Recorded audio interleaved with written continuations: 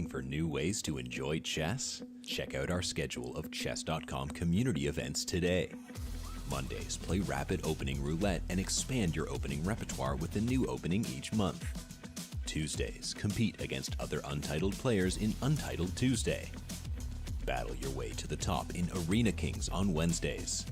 And finish the week off each Saturday with the blistering Community Bullet Brawl. All happening in the Community Club on chess.com. Looking for new ways to enjoy chess? Let's go. Hello, welcome everyone to I guess the prelude show for the Crazyhouse Championship Final. I am Radon 4PC, otherwise known as Jay, and I am joined together. First of all, I'd like to say thank you to our wonderful technical team, run by Jalen, who is doing all the background work. You can hear her there, and also our guest for today, the incredible Pepe Lu. Say hello, Pepe. Hello, thank you. How are you? I'm well, thank you very much. How are you?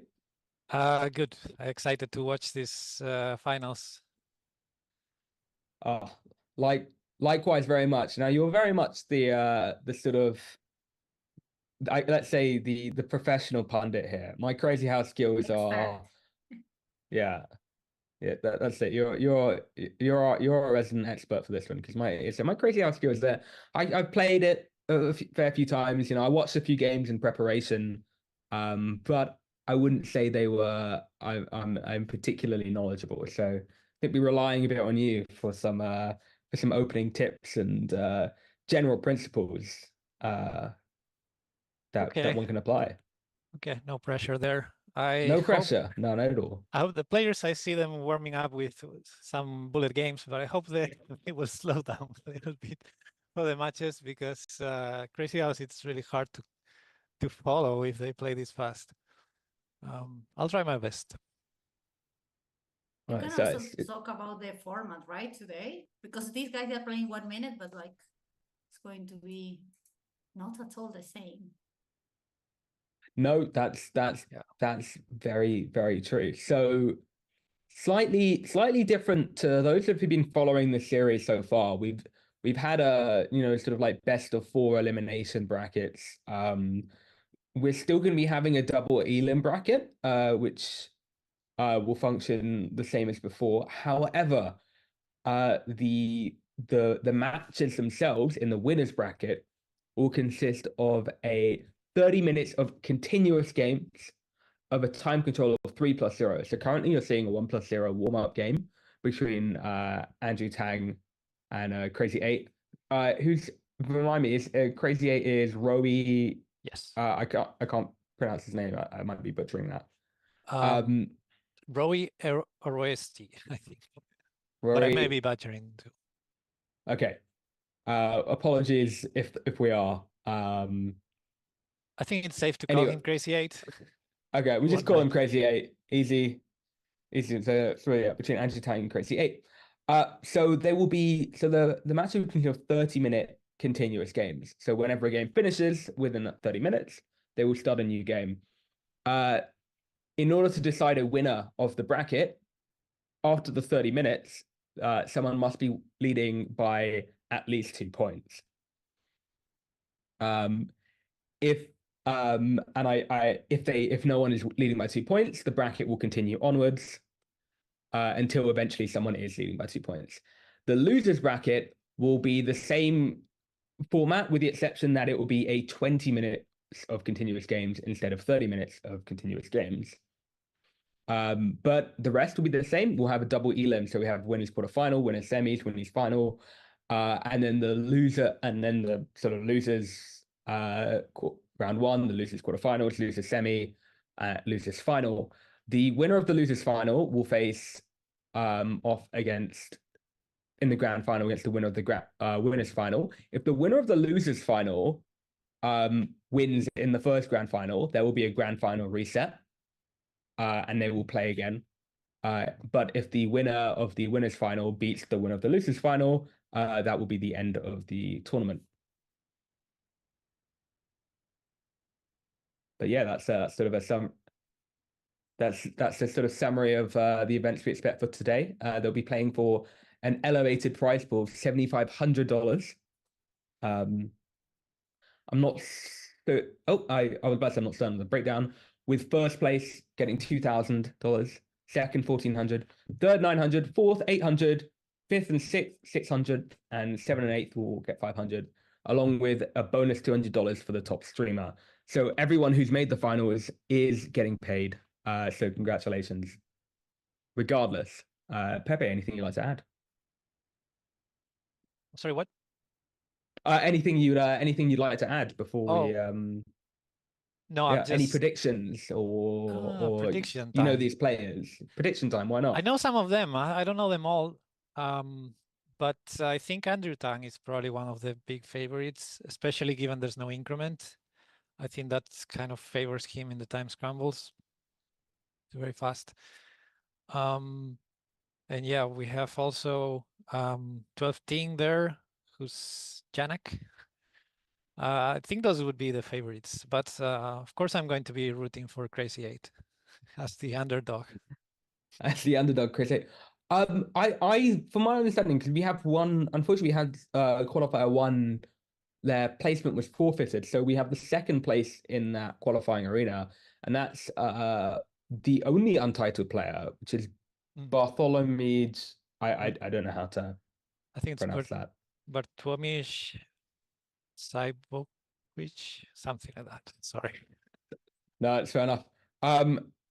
Who I think is a I assume a sort of clear underdog. Do we actually? Yeah, Fisher and just asked a good question. Do we actually know what happened to Isaac Cho? Did he was he unable to play? I do not know. Yeah, He couldn't make it. Yeah, he mentioned that he couldn't make it, and well, he said like a couple of days in advance, right after he won. Like that was super sad. But well, anyways, he was happy and like grateful about the tournament. He said that like it was unfortunate that has something at the same time. But that's why actually Bartlomiej qualified.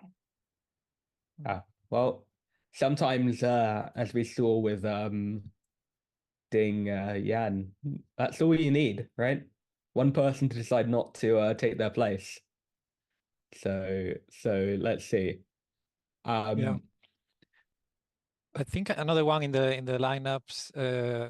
There are other two players that are very experienced here: Mark Plotkin and Larso.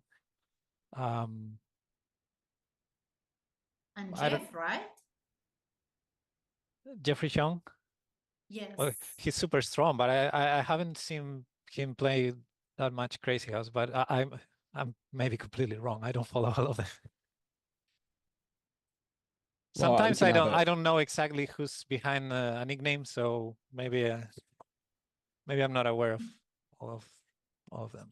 He was very strong also with Backhouse, playing with which is a hint. Wonder Liang, right? Yes, they were like the world champion over the war in Backhouse. I'm not sure if it's the same though, like Backhouse and Crazyhouse. I mean, like if you can put like same level that you have in Backhouse, it's going to be in Crazyhouse. What do you think? There's definitely a correlation, I would say. But on the other hand, and this is not, I don't mean any offense to Jeffrey, who's like a very strong player anyway. But I think being partnered with a wonder, anybody can get great results. So yeah, sometimes it's just you have such a great partner that you just play better than you would otherwise. Yeah, no, I think that makes sense. For those uninitiated to Crazyhouse, Pepe, what I mean, the sort of basic rules, which I guess I can explain that one, is the main difference is that whenever you capture a piece, you can also use this turn to place that piece anywhere on the board, with the exception that pawns can't be placed on the 8th rank to promote immediately. What would you say are some of the sort of key important things and principles that exist in Crazyhouse? So as far as I understand, the main thing that I've taken away is that initiative is so important. But I don't know, perhaps you can offer something a bit more in depth. Yes, definitely that's the first thing to mention. It's all about initiative, or we could say it's all about checkmating your opponent. Obviously, when you have pieces that keep getting back on the board, there's no end games. There's no positional technique long games. It's all about attacking and defending. I mean, ideally attacking, but obviously you have to defend against your opponent. And yeah, initiative is very important. If you have a big pocket, you also have a lot of potential. Like, I don't know, imagine compare a knight on the board who has at most 8 moves, 8 legal moves. A knight on your pocket may have 20 or 25 legal moves.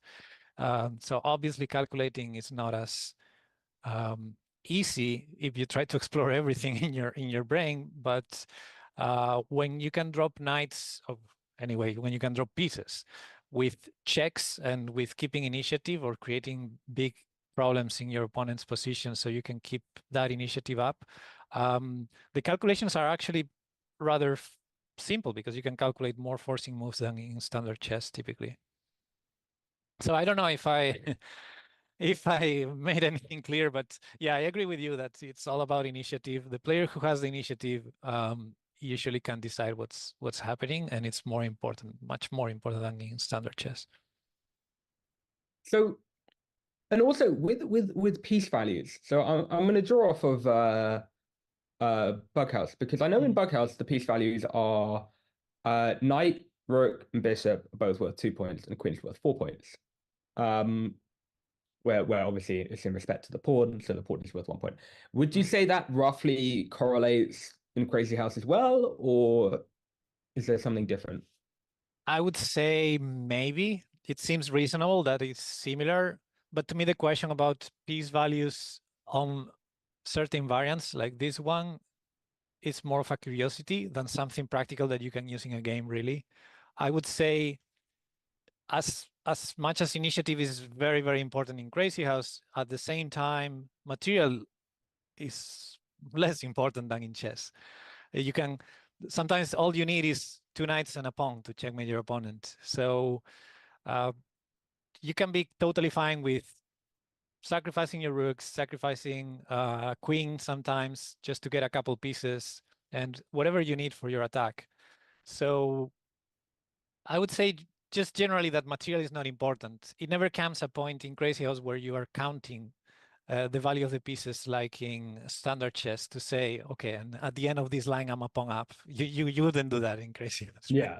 So yeah, I see it more as a curiosity, and of course it's something that's a very interesting topic to talk about. I see Gusbold in the chat, who's also a very experienced Crazyhouse player, and he's giving pawn 1, bishop, knight, and rook 2, and queen 4,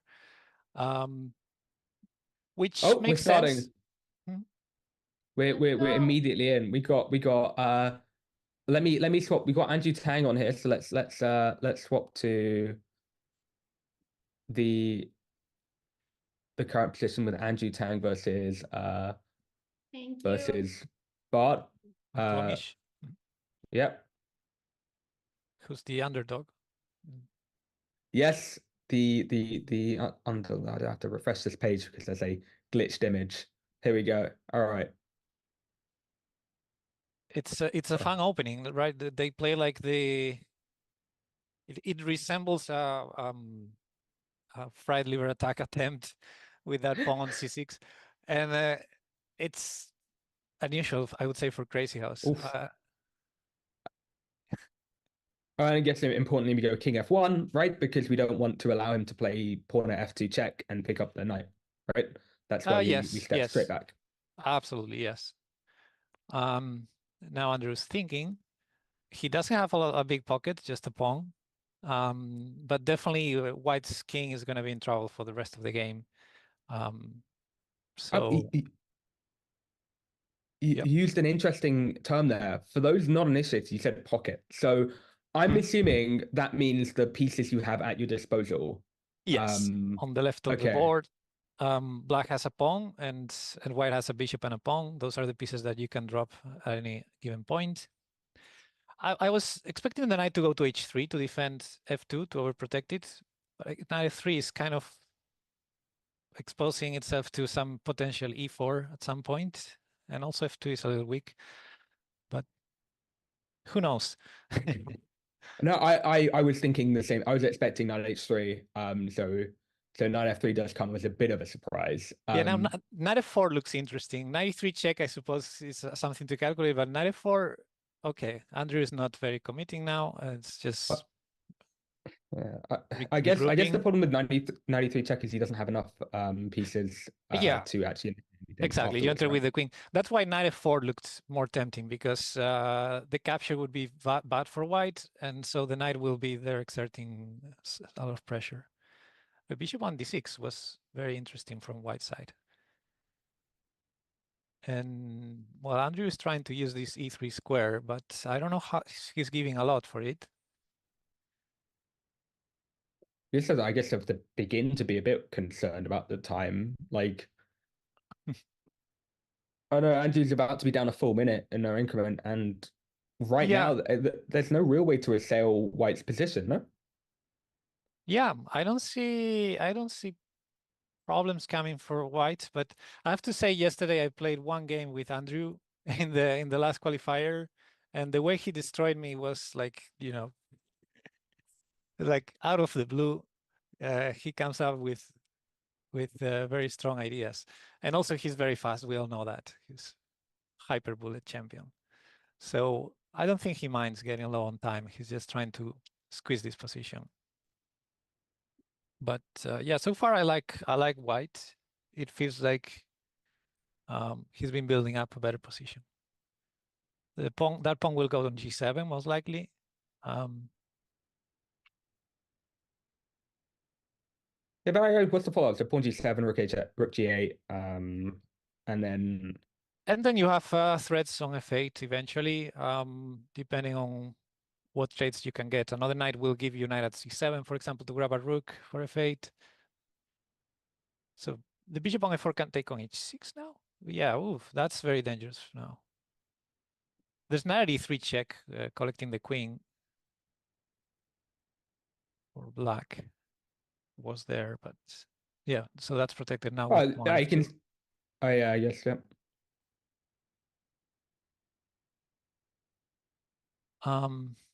Yeah, and Andrew is in some time travel, but yeah, I don't think he minds. Oh, you can't take that again, You can obviously, because take. bishop b5. So he kept the ping, and okay, now if queen takes, which is normal, then pawn at d3 with initiative, and knight at e4 maybe, or bishop g4, going to e2. Yeah, knight at e4. Yeah, it's so annoying when he plays this fast and this good, Andrew. Yeah, Okay, but that's I can't see a way that black wins this. yeah, no. And he had to lose the queen there because there was no escaping squares for the king. Queen at c7 check, knight. Yeah, yeah, it looks totally winning for white right now. Yeah, I guess it didn't matter. Yeah. Queen at c7 check, knight b4, and I think that was just forced mate. Mhm. So there we go. We an upset already. I Yeah. guess from the expected result, the massive underdog already takes a game off the supposed favorite, or one of the Agreed. supposed favorites. Agree with that. Now I have to say, I would say underdog, but not massive underdog. I mean, he was the second in his qualifier, and all these people, you know, there was fierce competition on every qualifier. I think all of these players are really, really good. Yeah, to the Crazyhouse fans out there, by the way, I apologize if calling him an underdog is too harsh a word. I don't know the reputations of these players, so I am just a mediocre pundit here. I have to say that I'm not familiar with Bartlomiej, but I see people in the chat, some of the usual suspects like PKR and Gizbol mentioning him as a strong player, so I trust them. And Andrew is probably just a freaking good player at everything he plays, but I don't think he's probably the most experienced with Crazyhouse. I think he just doesn't play as often others. Yeah, and already this position isn't looking too hot, I think, for white. Yeah. Now d4, very typical idea. You attack the queen. You know, sometimes sacrificing the queen is good, but when they capture it with check, then it's not good. So very typical move. On Crazyhouse, you not only look for checks, but also for threats of checks, if that makes any sense. That was a threat of Right, yeah. capturing something with check to keep the initiative. And black has many knights, like knight f3 may come next move. I If- mean, this is if the queen ugly. How do moves. you?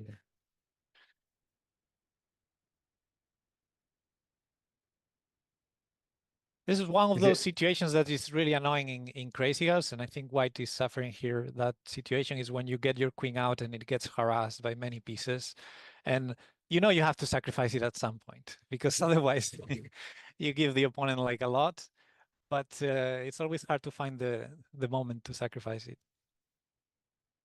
If bishop at Yeah, you've h5 got could happen here. Ooh. Oof. I mean, so in this position, do you just let them? Do you just leave that pawn untouched? Because there's no real threat after the pawn takes on g2, right? Well, Apart from knight pawn takes f3 on check, g2 I guess. is a huge threat, I think, because then there's drops on f3 Yeah. and yeah, it's just very weakening for the castle king. Also, knight at h3 can be a problem. Knight at e2. It's getting really, really dangerous. Like knight e2 check, maybe already game over. Yeah, pawn takes with check. Now what's the way? You can distract on h3 to then drop on f3. I would have gone for that probably. I think it was forced checkmate. Was I about to say was that? Yeah. Now he found it. Yeah. But yeah. Actually, he needed an extra pawn that he grabbed on e7. Oh. That was my bad. I was looking at the pockets the wrong way. I thought he had a bishop.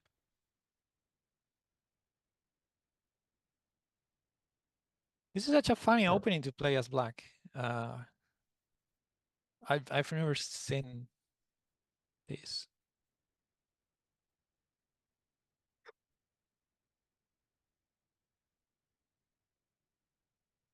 What are some standard openings? Well, big important factor in Crazyhouse are f2 and f7. The same way as in standard chess at the lower levels, you have certain opening traps going on those squares, because of course those are the weakest points in the position when you start the game. They're only defended by the king, and we all know this. So in Crazyhouse it's even more important, because something like bishop takes f2, which black could even play it if he wants in this position, or previously when he was not defended. That kind of move weakens your king a lot. You give a piece. Now it happened. You give a piece for a pawn, but then that's a very weak king. So my point was that because f2 and f7 are such weak points, some openings that are maybe not with a great reputation in standard chess, they're actually pretty nice in Crazyhouse to sort of defend those pawns or those points from the beginning. And I'm talking about, for example, the Scandinavian, which Andrew is using in this game, or the French defense is also very common. You just start with e6. There's no way that's going to happen. Bishop takes f7 in the game. Interesting here. I'm so why was knight at g4 check not played with the idea of picking up the queen after knight I missed g e3 check? And I didn't want to interrupt you while you were giving that really good explanation. Sorry, I feel like I wasn't looking at the position, and I don't know if we have time to go back there. No, we can quickly fall back. So yeah, in this spot here, Angie went into the tank and then didn't play what I thought would be knight at g4 check. Right. So not yeah. Yeah, that looks strong, but the bishop is defending e3, so you don't have forced mate. And I guess the point is you may grab the queen in the end. Don't you get the queen by force, or am I Yes. missing something? Yes, I think it's probably a strong line, not a G4, Like, and we you end up, can pop into the analysis board, Yeah. right? Like, exactly. if they go, There's the option, of course, of King G1 to make you use the pawn on F2, but then you just go here, here, which and I don't know if it's better or worse. It's probably worse. I don't know. No, Check, with the other check. knight, with the other. No, it doesn't matter. It doesn't matter. Yeah, It doesn't matter. No, yeah. it doesn't matter. It was more forcing. The problem here is you're gonna take the queen with check, so probably it was. It would be the same in the other line. Yeah. So yeah. This was forced mate because Okay, bishop E3 okay. comes next. Yeah. So this was Yeah, missed. okay. But you know, a common issue, especially for those that are not maybe very experienced with Crazyhouse, because that's the first line you should calculate. So you did the right task there.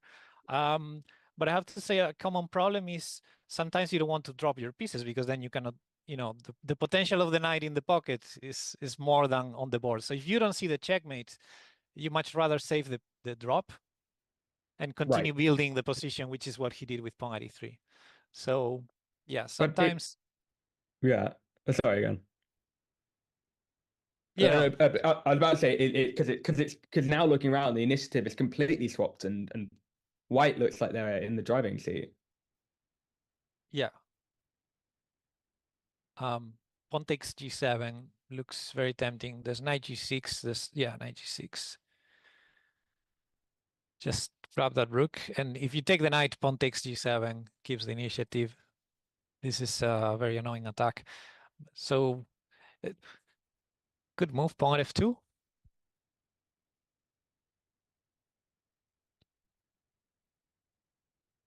I'm not so sure about knight G6, knight takes H8 because if black does not take the knight, there's no way to continue checking that king.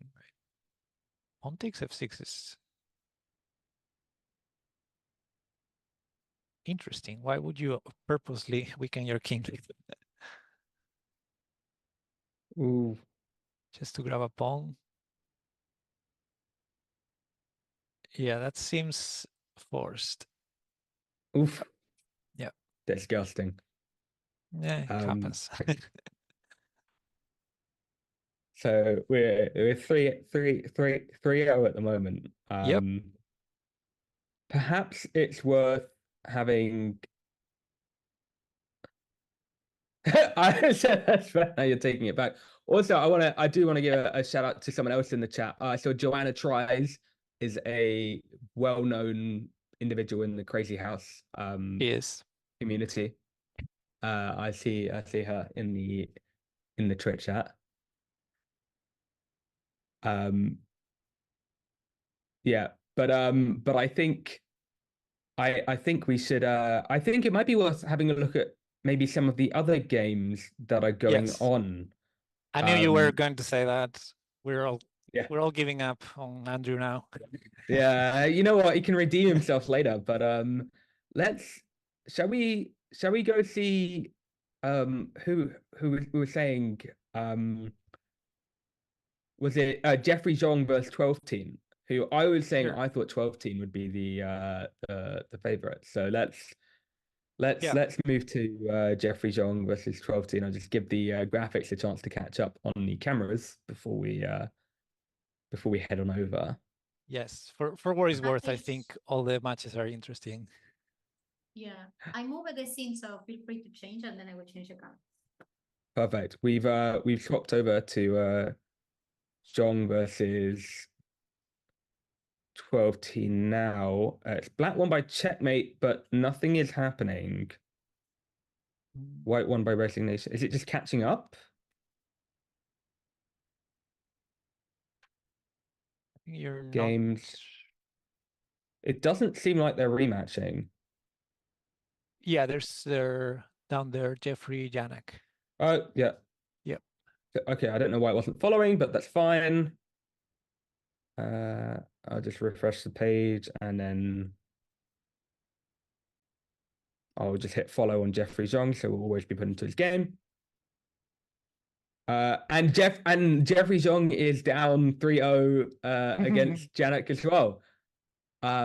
Though I did say that from based on my limited research, I was fairly confident that Janak was a strong favorite based off what little I was able to conjure. Yeah. Yeah, I think in this case, the match is going as predicted, I would say.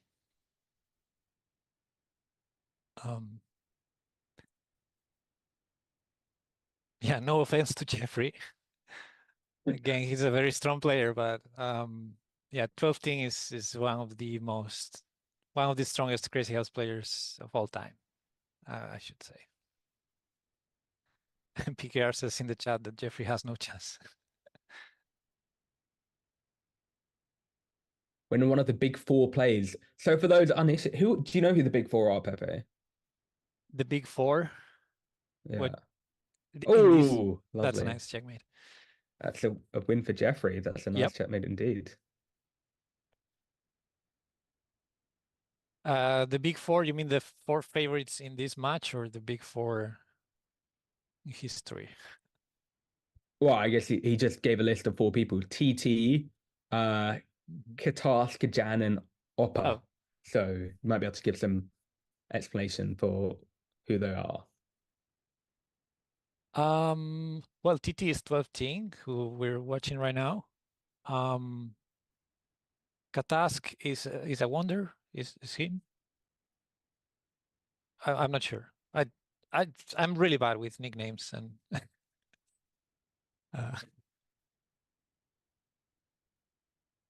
No, fair enough. Instead, we're in this.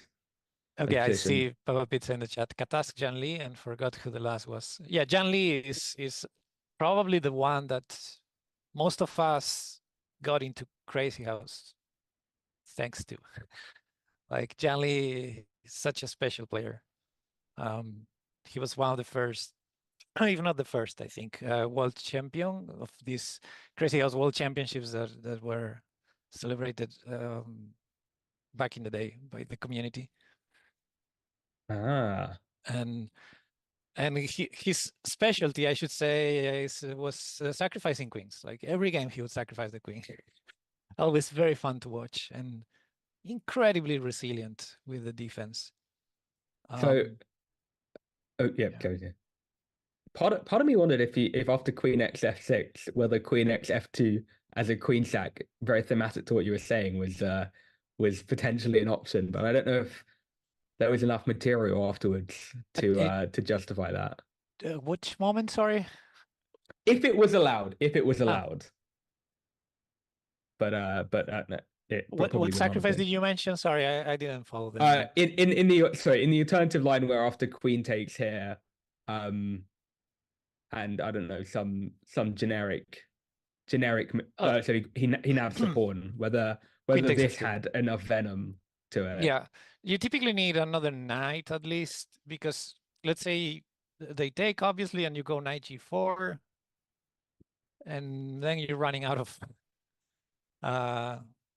oh, I guess you have to kick this knight ammunition to try and win this fork, or but there's knight 7 check there, so probably c6 is not enough. Okay. Like, you know, you throw the check and then defend e3, however. So even pawn at f2 is a move here. Thank you for the yeah, you don't have enough information. But it is true that those sort of queen takes f2 moves, like the one you showed, at that point the king is really vulnerable because the rest of the pieces are not really helping much the defense. So if you have enough material to checkmate typically or something very close to it, it can be good. Yeah. It looks like that might have actually been so the queen was sat for a knight. I see. Okay. Yeah, black has a very reasonable pocket and a lot of pressure on b2. Now bishop takes b2 is very normal, but maybe knight takes b2 is there's knight takes f6, so there's no knight takes. Maybe bishop at g7. No. So it seems quite. I mean, I guess that seems forced. But what's the continuation? Oh, bishop at g7. Yeah. Yeah. Very nice. And you're starting to grab the rook, and if rook a2, maybe pawn at b3 is strong, because if the queen gets distracted, the other knight can come to e2, also threatening promotion. And would you ever play? Okay. Bishop e6 or bishop f5. Just give the rook and, you know, bring more pieces. I would think of bishop e6 or bishop f5 here, but I know most players just play something like rook e8. Is bishop g4 unreasonable? Oh yeah, no, that's perfectly fine too. Yeah, Okay. absolutely. All those 3 bishop moves are reasonable, but By the way, spending that 17 much time seconds. is the problem. Yeah. That's not the reasonable part, is what I'm hearing. Yeah. Last Oh, and he 8 minutes wins. also in He the match, huh? resigned. Was there a forced mate there that I didn't see anything, but maybe I don't know. I'm confused. Okay, maybe one of the chat pros will be able to tell us whether that resignation was justified.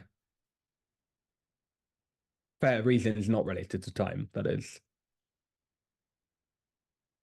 If he just resigned because like I've got 15 seconds, I can't win this, I guess that's fair enough. Mhm.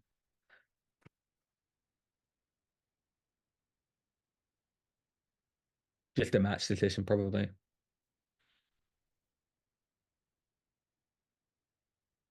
Knight f4 thematic. That knight may get sacrificed on g2, and if you don't attack the knight now, like let's say d4 or d3, maybe you could just even sit there and start putting more pressure with pawn at h3. So yeah, if you attack it, it gets sacrificed. That's normal. So I thought 95 was going to be played long before d4 got on the board, but clearly I was wrong. Yeah, I guess the main threat is typically not on c6, even though it looks like that. Usually the main threat is like knight takes f7, because I would imagine many players would play bishop d7 here, and then knight takes f7 becomes a problem. Knight h4, interesting. Vacating g2 for a pawn, maybe. Okay. Fine. So, I mean, there's a suggestion. So, this obviously this position, again, to my untrained eye, seems quite black favored. The black's king looks relatively safe. Yes, I don't white. know. If white had some more pieces, maybe knight takes f7 could be dangerous. For now, it's not very dangerous. Now, if you think standard chess wise, knight takes e6, pawn takes e6, bishop takes e6 check with a fork and also defending g2 looks nice, but then after bishop d7, you're on your back foot again, so you probably need to retreat the bishop. You don't want to trade it on a8. Yeah. So okay, he grabbed a knight and sacrificed on f7. That makes sense, because then at least you have a knight, which increases the effect of the sacrifice on f7. Okay, except so I guess knight at e5. I thought maybe queen f6 would be played and just accepting the loss of the rook, but oh, queen f6 instead of taking the knight. yes. Could be. Now black is given the queen with knight takes c6, but I'm not sure. It's tempting. It's really tempting. There's bishop g5 there as well to grab the knight on h4, which is the most annoying piece. And he goes for that. Yeah. Yeah. It makes a lot of sense. I guess if you don't have if you don't have a concrete sort of answer to or way to mate here, you don't want to you don't want to lose the initiative and all of a sudden you've sacrificed all these pieces, right? And now your king is wildly exposed and they can just start, emptying their own pockets. D4 is nicely defended by the fork on c6 also. That was nice. Oh, knight at g8. I like it. Yeah, very nice. Guys, 4 minutes to be over this match. The countdown, it's only 4 minutes. It's here below if you can see next to the. Oh, all right. I'm about to say what I'm trying to see. Jeffrey may win. I'm like moving now. If you follow. Oh, yeah. I see it. Okay, I see it. Put it back there. Okay. Okay. Jeffrey may win this game, but maybe he doesn't have enough time to make up for those 3 points down. Jeffrey, yeah, and I think Janak could just going to stall this one out, right? He should use all. If he uses all his time, resigns, and then uses all his time again, right? He wins by Yeah, force. yeah, So, yeah. You need to not only win but also win fast. oh, white one by Oh, he resignation. resigned. That was very I don't think we have quite enough time to kind. go to another game. That was probably a bit bad time management from me. But I'm curious to see, because if Janik doesn't sort of manage just good tournament strategy here, he could very well. Well, actually, no. I say that. Is this match going to end? They're gonna Ireland. Are they gonna come? They have to complete this match first, right? Like regardless of whether the Yes. timer is up. Yes, the last Yep. game. And actually they have to win by 2 points. So now I True. think it's over. But if Jeffrey wins or like make it like yeah, it's only 1 point difference, and then they will need to continue until there's 2 points. Correct. Okay. Oh, that's good. So in which case this makes this this does make this a sort of important game then. Still open, yeah. Bishop at f5 looks good here. Yep. It's a must win for Jeffrey. Queen e2, nice, because now if black takes on f4, maybe you throw a check instead of recapturing with the knight. Yeah, and you can't even block. You can't block with the bishop. If you block with the queen, you'd have to recapture with There's your king, bishop, right? yeah, bishop g4. I guess it's a move to consider. There's always the consideration whether the knight is useful for you, and trade a bishop for a knight. But white's position doesn't have any weak points that are obvious to me. I guess But how do you? Jeffrey's thinking a lot. Oh, he goes for this. Okay, and white takes with the knight. Wait, so now does I mean bishop d6 or b4 and castles, is that a fairly solid plan here, would you reckon? He said he's going for the It's more reasonable. aggressive plan. Knight takes g2. I was thinking, okay, so he at least is creating some damage on Janak's position. Black is pretty solid, pretty safe around the king. There's knight at c7 check, which is really annoying, and I don't know how he allowed it. Yeah, it's very bad because king d7, knight at c5. And if you have to sacrifice your queen here, okay. So knight at c5 here, or just Well, take knight the at c5 rook. bishop takes, right? Yeah. This knight takes f5 too. Very simple. Or take the rook. Yeah, this is looking very dangerous for black. I think allowing knight at c7 was a bit risky there. I don't know if Oh missed it. wow, white resign? No, Can you not black at least resign. black white? Could you not at least have attempted queen takes and then king takes, and then you uncover the defense of the bishop? That seems like it was at least worth consideration. Yeah, what's the timer again? Does he have It's even 30. time? It's no, he doesn't have time. Even if he won this game, it doesn't matter. Then Like, I don't understand that resignation. It was a match point for him. He should have tried. Yeah, maybe he's unsure of. Yeah, I mean that's just a blunder, I guess. I mean, yeah, I was considering the queen sacrifice a move earlier. Knight at c7 check, just sacrifice the queen, bring the bishop from c8 out, so you can. They agreed to a draw here. well, let's go back to this position then, because here we got the resignation. So I mean, queen takes, bishop takes, king takes. How bad is this? It's really bad because knight at b5 is forced checkmate, I think. Or it looks knight at b5. You have a knight and the queen will enter c7. Right. So and there's queen at c7. Right. Okay. Yeah, and okay, maybe this. And there's no running away here. Maybe it's not a forced mate, but it looks bad. Also, this knight takes f5 at some point. Yeah, but instead of sacrificing the queen there, I mean, at that point, you may as well play on, just not sacrifice the queen, and I don't know. It looks bad. I agree. But I would have sacrificed the queen a move earlier. Their knight takes f5, maybe. No, sorry, bishop takes bishop first. Bishop takes bishop. Well, bishop takes king takes, and you uncover the defense, right?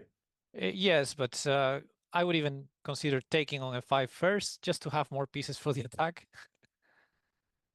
All right, takes. And then probably some knight to b5 or bishop at c5. But it's probably some knight to b5 because you're losing the knight on c7 anyway. So knight b5, check. And knight and two bishops. This is a very strong attack. I'm sure there's a way. Can I step back here? Knight at c5. Oh, wrong knight. Okay, Yeah. but can I Yeah, keep walking?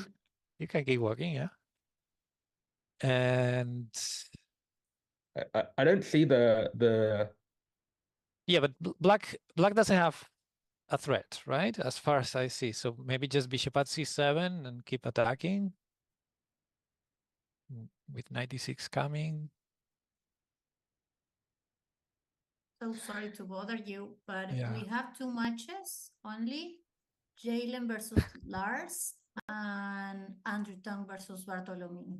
Sure. Oh, they're still going. I'm sorry. Let's go watch them. Yeah. That's my Don't bad. worry. Don't worry. That's my role. Actually, I don't have to do anything but just warn you about it. Good. So, I have the feeling Jeffrey right. might have missed knight at c7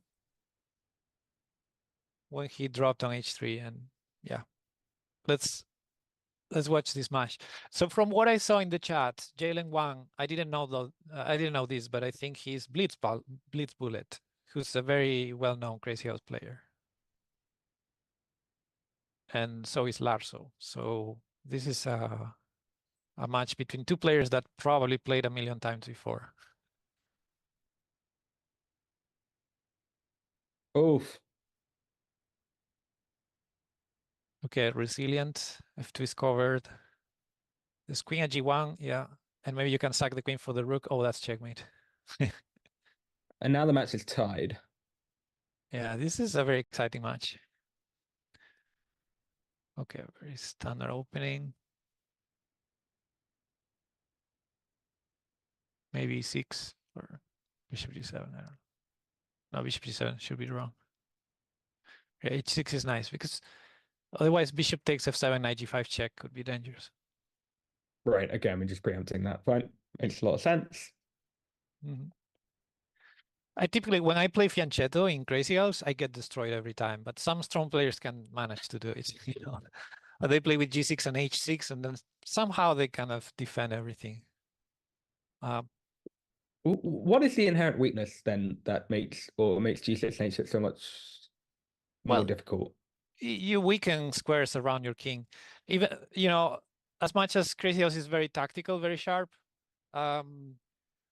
some players argue that it's a very positional game, and I agree with that. The moment you create a weakness, if the opponent starts piling up on your weakness, you never get rid of it. And creating a weakness around your king, if you know, against a strong player, it can be just a pain for the rest of the game. Obviously, when you push a pawn, you know, you create weaknesses. There's the you know, there's the compensation that in Crazyhouse you can drop pieces back on the board, so you can always fix those holes later in the game. But it depends on what your opponent lets you do, of course.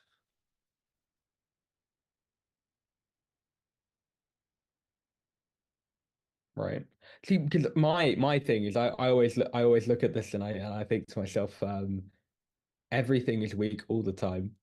Or at least my attempt when I play, similar to Bughouse, if I can, I just try and show, like, you know, 7 pawns around my king and pray. Right. But I don't know if that actually works.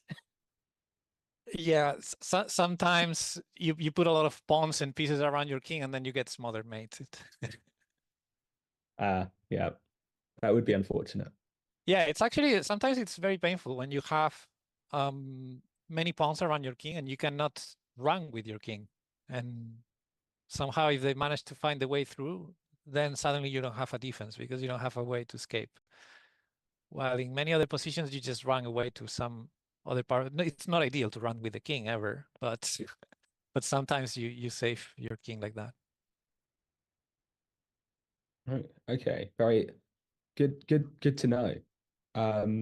By the way, I Uh, want to shout out a very, very, very nice variant that's Crazyhouse King of the Hill, where you combine both variants. And so you play Crazyhouse, but if you get with your king to the center of the board, you win, which is nice for those times you're getting checkmated, but your king is out.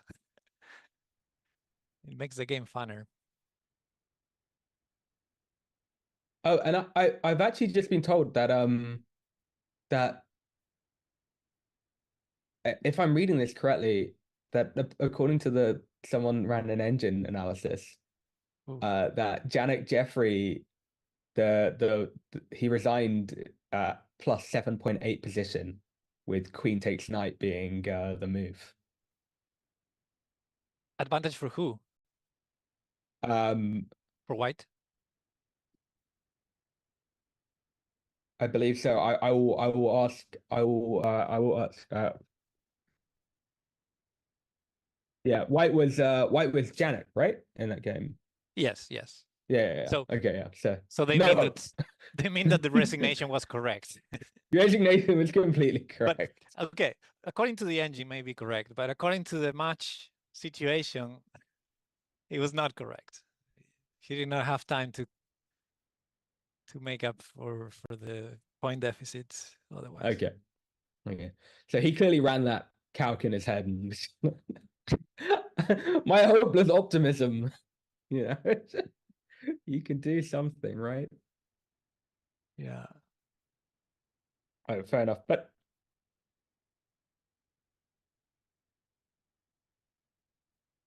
okay, anyway. Okay.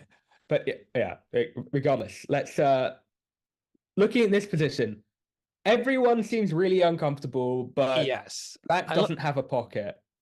I love these positions as a spectator. I love these positions where everybody's getting checkmated.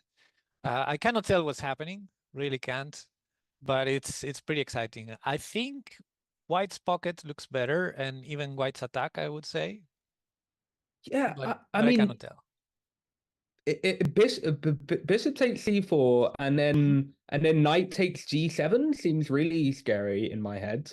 Yeah, knight takes g7 is one of those moves that Black will just ignore. Like, oh yeah, you grab that, but I'm not gonna take it because then I get checkmated. I will just hide, use your own knight as a shield. About to say, but you wouldn't have knight takes g7, then just knight back to f5, and now you're threatening to play g7 check. Yeah, but there's a funny situation where that happens. It costs moves to you. Like knight takes g7 is a move, so Black does something for his attack. Then you bring the knight back, and they drop something on g7 again. So your best move is knight takes whatever is on g7. Then they use that move to help their attack. Queen g2 is probably, he was probably expecting something dropped on g2, and White is trying to flag Black, and I think he's gonna get it. He's gonna get that for sure. Yeah, rook g8, nice, nice. As a dirty flagger, I love to see that. Okay, 1 point ahead, Larso. Let me swap the perspectives again. Okay.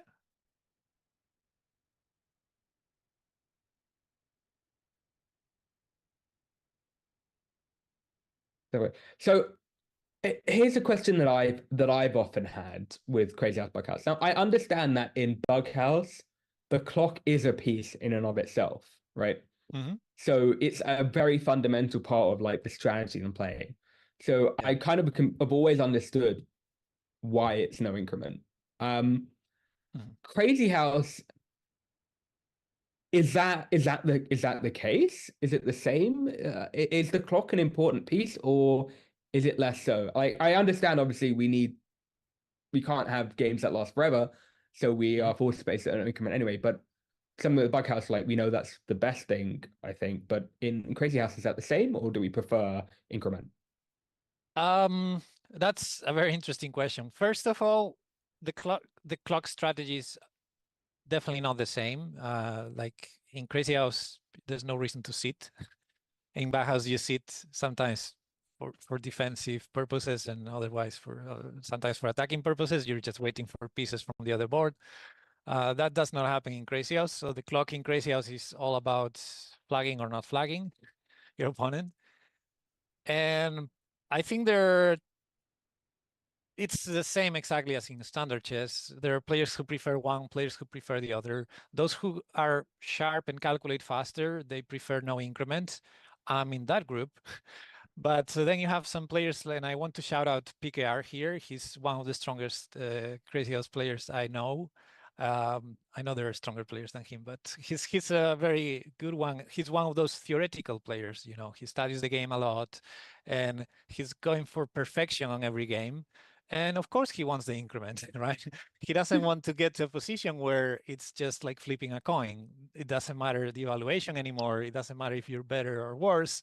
It's just, let's see who's faster with the moves, who can throw more dirty checks, and so on. Which, of course, benefits me as, but the let's say the most capable players, they usually prefer increment, I think, at least in that seek for perfection or to play the best moves. But yeah, I guess depends on who you ask. Oh, okay, nice. Okay, that's a really good response. So yeah, I was expecting Andrew to do better because there's no increment, and we know he's such a fast tactical player. But yeah, 3-0 is tricky. For example, I think in my case, 3-0 is also very, very difficult because it's a little bit like standard chess. In 1-0, you can just use your flagging skills a lot. But in 3-0, you still need to play, let's say, 2.5 minutes of a good game before you get in flagging mode. yeah, that's my problem. I can't play 3-0 regular blitz because the second it gets down to 30 seconds, I default to my bullet rating, which is like 200. So Oh. I'm done. I'm cooked. I'm really playing with 2.5 minutes, and they have 3 minutes, so I should get some kind of, benefit. Here, by the way, this finally got played of GXH3. Now, I thought that GH3 would have played way earlier. Way earlier, yeah. Way early. Like again, it was I'm not a pro. I'm not a bug house player by any chance, but I'm a crazy house player by any means. But I was certain that I would have traded that queen for the knight, bishop, and pawn and exposed king. It seemed like you had a really good attack going there. I agree with that. Okay. I was thinking of that a while ago. For some reason, looks like Lars' connection is not working really well, just so you know. Oh, he's really low on time. Pawn e7, maybe? Oof. Oh, you can't pawn at e7. It's oh, yeah, there's right? a checkmate threat. I missed that. Yeah, king takes f1 was good to run. Knight at e4 to cut the escape. Oh, that king is... Yeah, that should not work. Knight takes g3 is there too. Wow, okay. Impressive. Yeah, right on time. Right on with time. 2 seconds on the clock. Yep, he clinches the match. It was tricky. Black was completely winning, but the clock was the big question there. Yeah, I think if you just, because now all the games are over, I think it was. I thought this move here was this move here. I thought this was a mistake. Forgive me if I'm wrong. I thought Queen H5 was wrong. I thought we were going to see pawn takes. Yeah. And after this, I agree.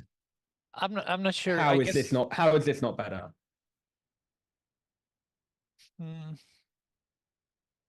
Queen at g8, maybe? Because you cannot defend f7. So queen takes f7 is next. I guess queen at g8, you have to play like knight here, takes over. Pawn at e7 wins there, right? Yeah. So, queen at g8 is annoying. So, but maybe I guess that's the. Yeah, maybe rook takes h4 is not necessary. Or yeah, maybe here you can improve. Oh, sorry, block with bishop. My bad. Yeah, but queen takes f7 to prevent pawn at e7. Yeah. Right. because takes, and then Yeah, or there's also maybe knight takes e6 followed by bishop g5 instead of before not in instead this of pawn position, at, instead of pawn at e7, maybe you sack the knight first and come with the bishop on g5. But you block on f6. Yeah.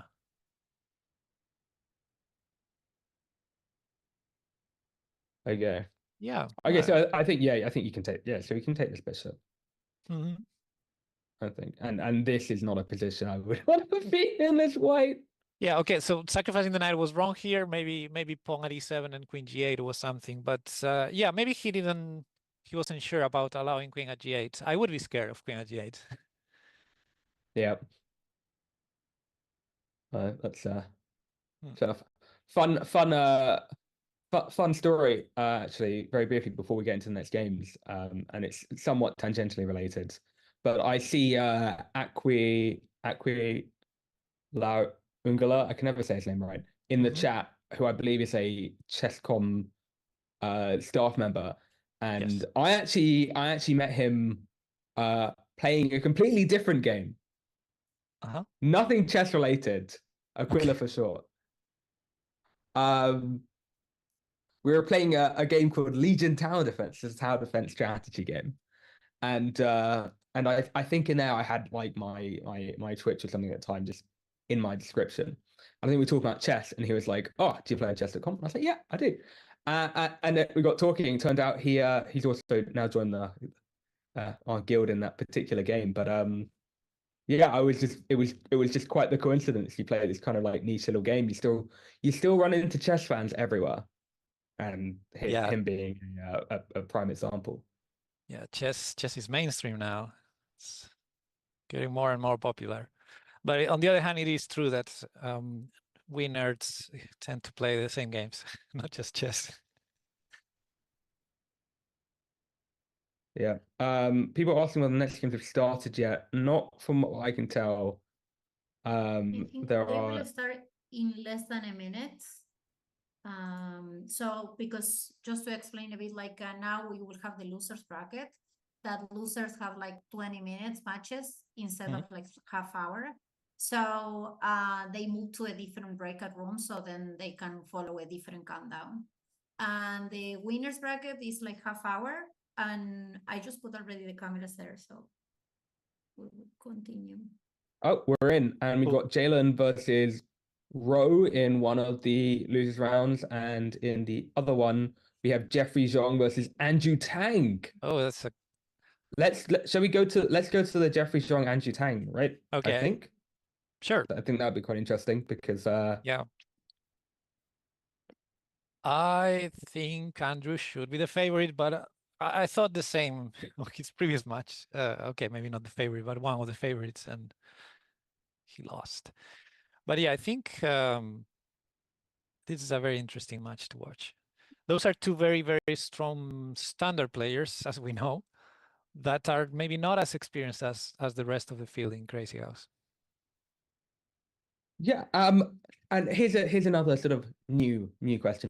Whenever I'm in this position and I decide to kick up a game of Crazyhouse or Bughouse, you know, and I've castled. I always see people dropping a nut pawn on h3, and Yes. I must say it's one of the most frustrating things.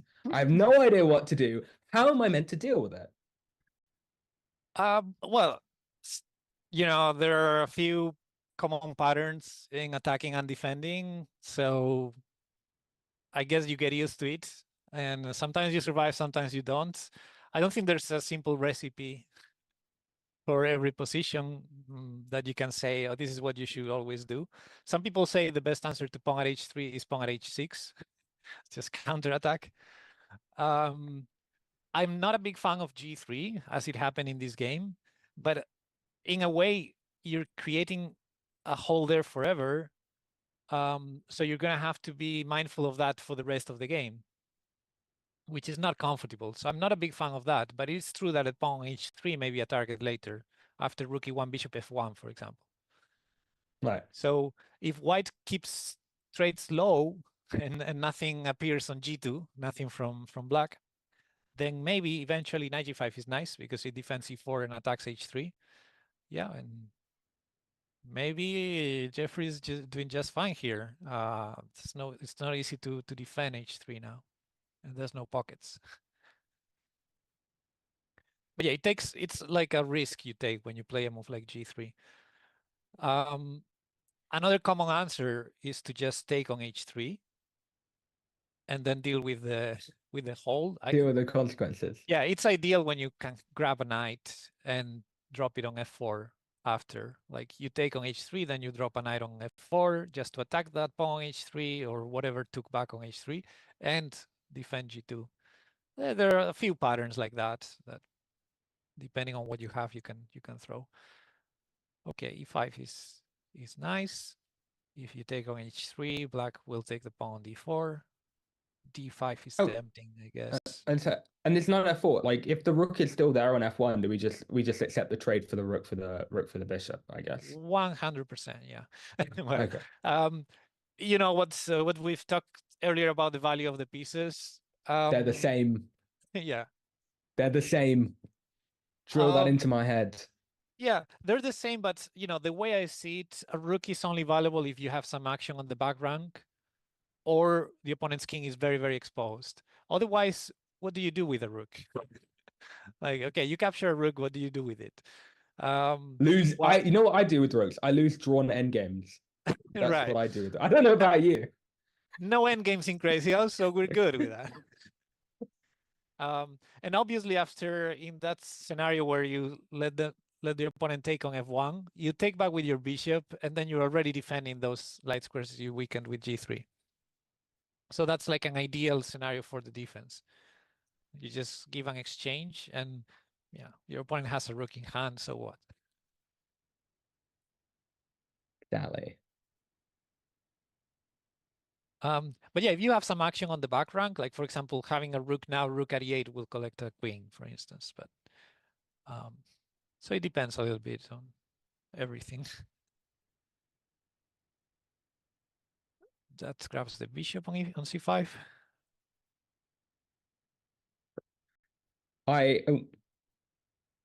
Bishop g4 maybe to attack and defense. Oh.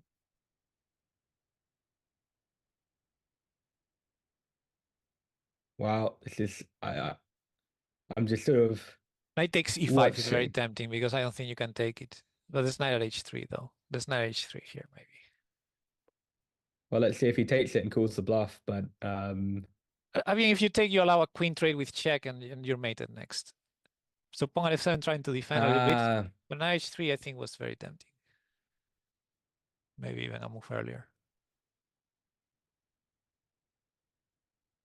Oh, knight f4 would not be out of the question because of rook h2 next. Anyway, this is getting crazy. One of those, one of those positions. Wait, isn't about to say e7 check looks really. Yeah. White should be winning, but black is low on time. Anything can happen here, and Andrew is very resourceful. I would drop on f5, not on e6. On e6, he could take twice.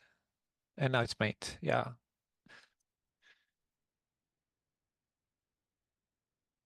All right. Interesting. Okay, so that was a really informative, at least for me, first game. And again, we Jeffrey Xiong is coming with this sort of King's Indian Gunfell type setup against a London system. Yeah, this is I can do this one. I'm booked up. I'm booked to the teeth here. Assuming I don't have to drop pieces, I'm booked to the teeth. If only this was a standard chess game. Yeah. As long as they don't trade any pieces. If they don't trade anything, I've got the next like 17 moves set. Like against like the two main lines, maybe. I wonder if black will play h6 at some point. Otherwise, white may just start dropping things on h6. So yeah, a thematic move would be h5 in a regular game, but I presume that would be a very bad idea. I don't know though. Is that too weakening? I would think so. Yeah, I would think so. But again, I'm not very experienced with handling these fianchettos in Crazyhouse. I don't like them. I don't like doing it, so I'm not very very good at understanding the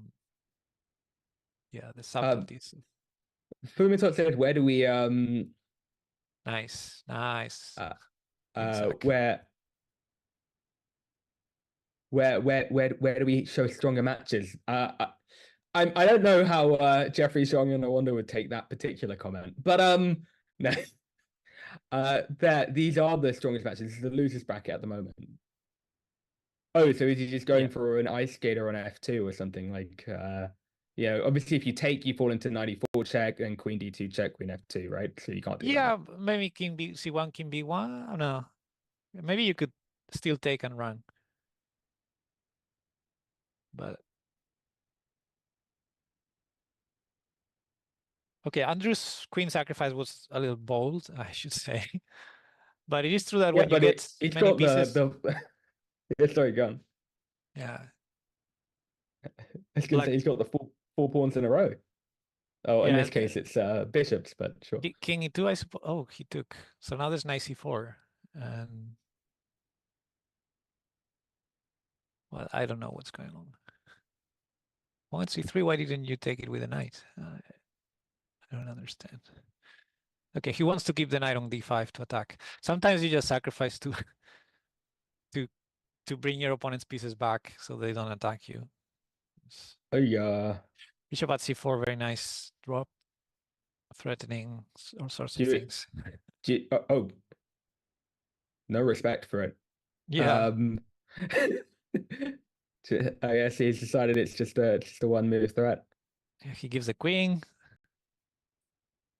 And black has a strong pocket right now. Bishop takes bishop simply, maybe, or knight. We can switch between. Actually, yeah. Sorry, we'll go look at the other match as well. There's only the two matches going on at the moment. Sure. We didn't follow Crazy 8 yet today. That's true. So let's see how Plotkin versus Lars go. It's currently 1-1. In this particular losers bracket. Okay, White's king is very active there. That's bad. Yeah, it's a good attacking piece in these end games. I've heard. Yeah, I think black is trying to calculate the way to checkmate that king. There's no winners, guys. We're only doing the losers round at the moment. This is winner. No. Wait, what? Yeah, I thought this was winners. Yeah, I think sorry. The other losers game is Crazy 8 against. Yeah, let me put the bracket like quickly. This is a bracket. I need to refresh this page. That makes so much sense. Sorry, guys, that's my bad. Yeah, so both brackets are being played at the same time, right? Yeah, we are playing winner semifinals, Bartlomiej against Janak and Lars versus Mark.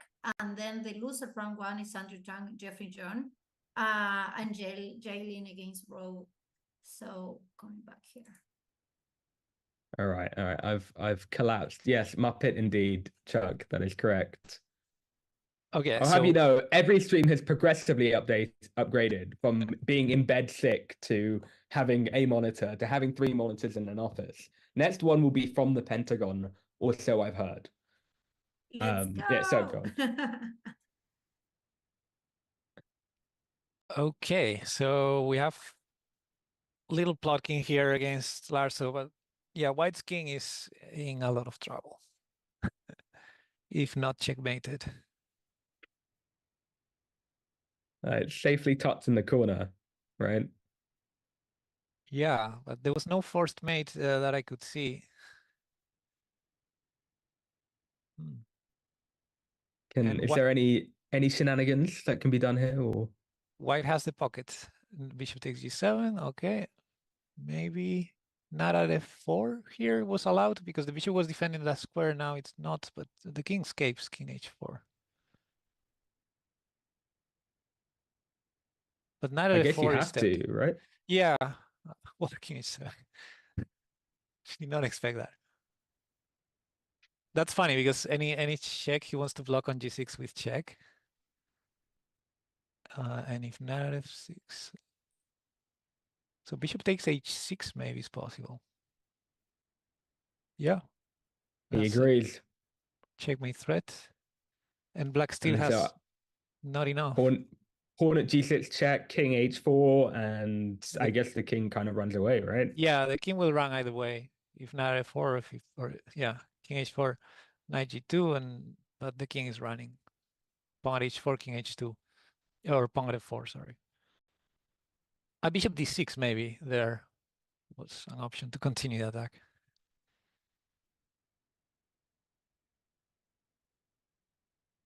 And yeah, I don't know. I think many of these players may be also used to playing 3+2. As I said earlier, it's a very normal time control against strong players. And I don't know if some of them are having issues getting used to no increments, because we're seeing a lot of players getting flagged here.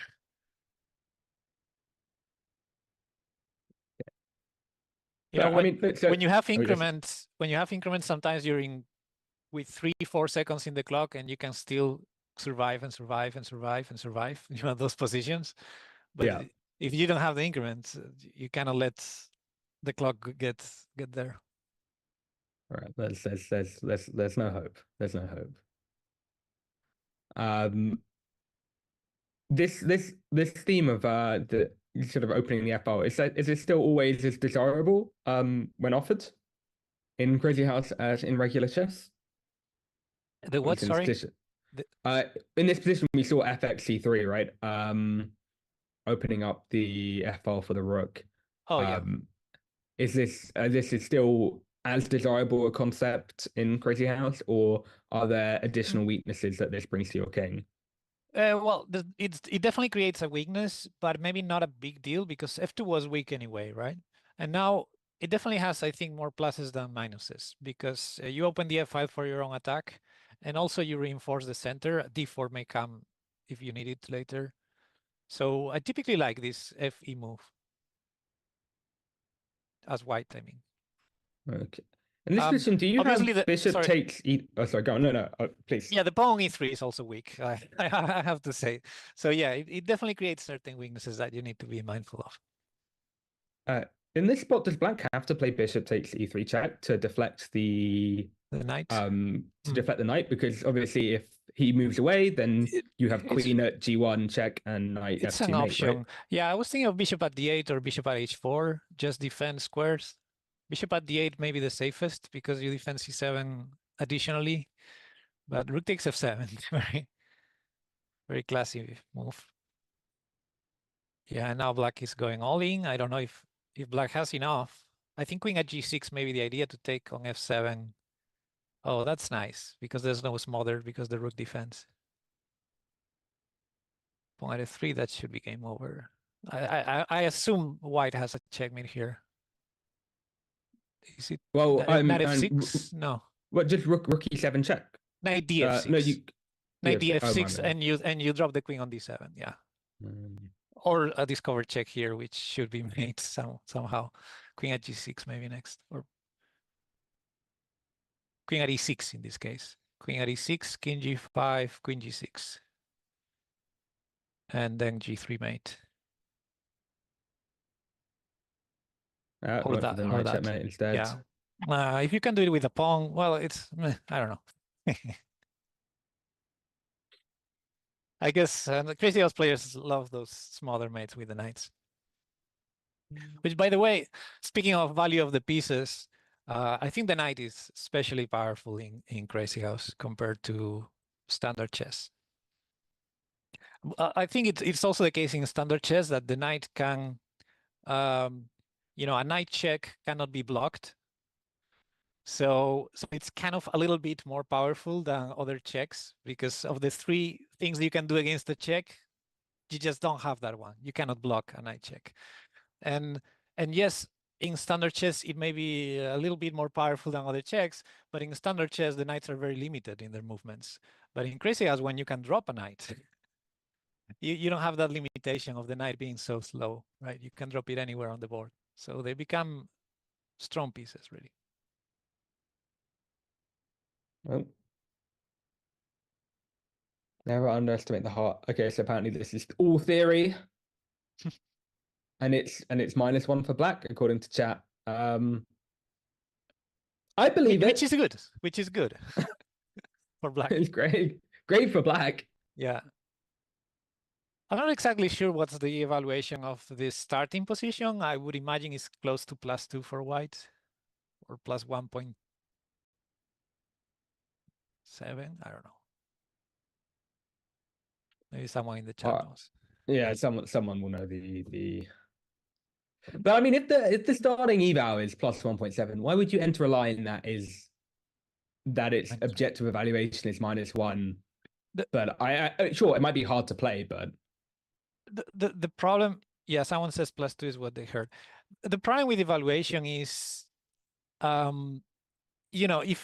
if opening theory in standard chess is already, infinite and much more than any human mind can handle, in Crazyhouse is even more so.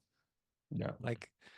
So I'm not sure how useful it is to know the evaluation. I mean, it's useful to know when a move is good or bad, I guess, but more than that, I don't know. I just scrolling back a bit. Part of me thought that here was there ever a world where this was continuation? It seemed really strong. What am I missing? Well, it feels Queen like F5. It feels like you're wasting your queen drop if you don't have a checkmate. But as in, where does he go? If he goes straight down, we have rook. Rook at e6, but king f7. Simply king f7 instead of king e7. No, I mean before rook at e6. Like if it goes to f7 directly. Oh no! If he goes to f7 directly, we can just drop queen on rook on d7 check, and it's pinned, right? Yeah, but then you block and you have to sack the rook to continue the attack, I suppose. It's it feels, and also black has a very big pocket. So that makes sense. It feels like maybe you're wasting the drop. Like unless it's super clear.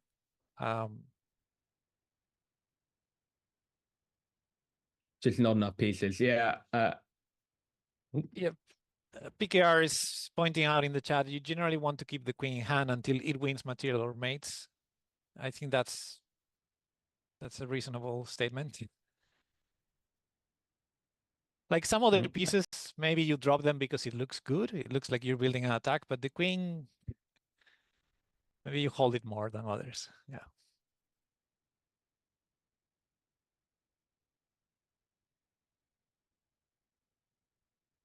All right, well, yeah, and don't forget, guys, I'm here to I'm about to say, first thing, Ireland has snuck all the nicknames in for ease of understanding. So thank you so much for that.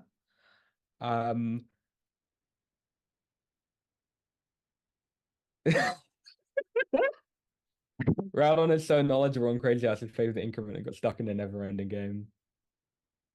Brilliant. I'm here to answer. I'm here to, I'm the everyman in this one. I have some residual sort of variance knowledge, being basically someone who only played variance for several years, but Crazyhouse wasn't one of them. So I like to position myself exactly, Chuck. I'm here to represent the people. Those watching this and thinking, what the hell is going on? I'm watching this thinking, I know a little bit, but I still don't know what the hell is going on. And Pepe's here to explain just how little I know. I think that's a fair assessment. Or how little we both know. And I know less than both of you, so sorry about that. No, it's all part of the fun. I was liking white in this game, but black is managing, it looks like.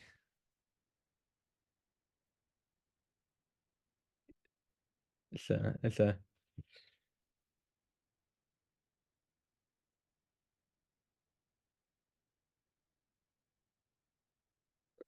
Hey, thank you. See, Chuck understands. So I've been resisting this, by the way, very, very, very hard. As to not tell them to just get 2 knights and then win the game, and a pawn, obviously, because everyone knows in Bughouse all you need is 2 knights and a pawn to win a game. I don't really need to show that; it should be apparent. But for Crazyhouse, I don't know if it still applies. But yeah, so go on. You're gonna make a genuinely serious point before I made a I don't Exclusively. know. I think I was just only gonna point out that black has a checkmate threat with queen at e2, and so white either keeps checking as he's doing or needs to defend that. Yeah, and I would imagine white is winning. Why is this chat just turned into roasting me? You need a bug house is right on as your opposite. Unbelievable. I don't know. I'm a man of the people. Isn't queen at c8? Yeah, queen at c8 looks like checkmate to me. Yeah, this is my role. If black isn't checkmated here, I will be shocked. If it was king of the hill Crazyhouse, king d5 would win. Black has a very serious pocket right now, so for white is running out of ammunition here. Either you clinch this, bishop takes a. I don't know, the bishop is pinned. No, Ah. I mean queen f8 check because you go for some kind of perpetual. I mean, if that is it. there's queen takes g4 too, maybe. Pawn at d6. I didn't see the purpose, but maybe it's queen takes b7. Oh, then why was say, pawn at d6 necessary? And to take with the feel knight. like Knight and bishop h6. No, yeah. He saw the oh, that is a beautiful yeah. sequence. There was also bishop h6, I think. Something blocks, and then pawn at f7, pawn promotes. But yeah, that also worked. So that was very nice. This pawn at d6 check. I don't know what's the name of that pattern. You first attract the pawn to that square that was empty, so then you can play knight takes d6 in the process of checkmating your opponent. That was a very nice calculation. Well done. These GMs sure do know how to calculate. I know that there are other games going on. This is pretty tied. I'm mindful that people will want to. This one is very exciting, but I it suppose is. they're all are. It is quite exciting. It seems to be quite fighting games. I don't know if in the losers bracket is our last chance to see some of them playing, because some of them may get eliminated right now. Actually, there's currently for three games ongoing. For sure, two of the players will get eliminated in this round on the losers bracket. We've got Janak and Bart playing. That's a winners bracket, right? Yes. And we got Jalen and Roe playing. That's a losers bracket, correct? Yes. That's if I'm not mistaken, that's Blitz Bullet and Crazy 8, as people know them. Some people. Oh, Janak is running away. Can anyone give an updated score on Jalen versus Roe? If that's close, we might want to check that out. If that's the losers bracket.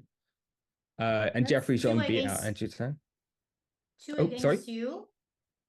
In the losers bracket actually was 10 minutes less, so the countdown is over. Jeffrey already won against Andrew Tang, so Andrew Tang is out of the competition. Okay. And Jalen versus Roe, Crazy 8 actually is 2 against you, so they have to continue playing because they need the 2 points difference. Oh, that's very exciting. Well, let's go there because as I said, it's one of their last ones. So let's pop on over. Initial look at the position. Everything looks terrible. Everything looks terrible. If you're white. Oh, I really like black here. Maybe pawn at g7 to distract the bishop from e5. And the knight from h5. I would drop on g7 with a check. Pawn at g7, it's forced to capture. Oh, bishop at f4.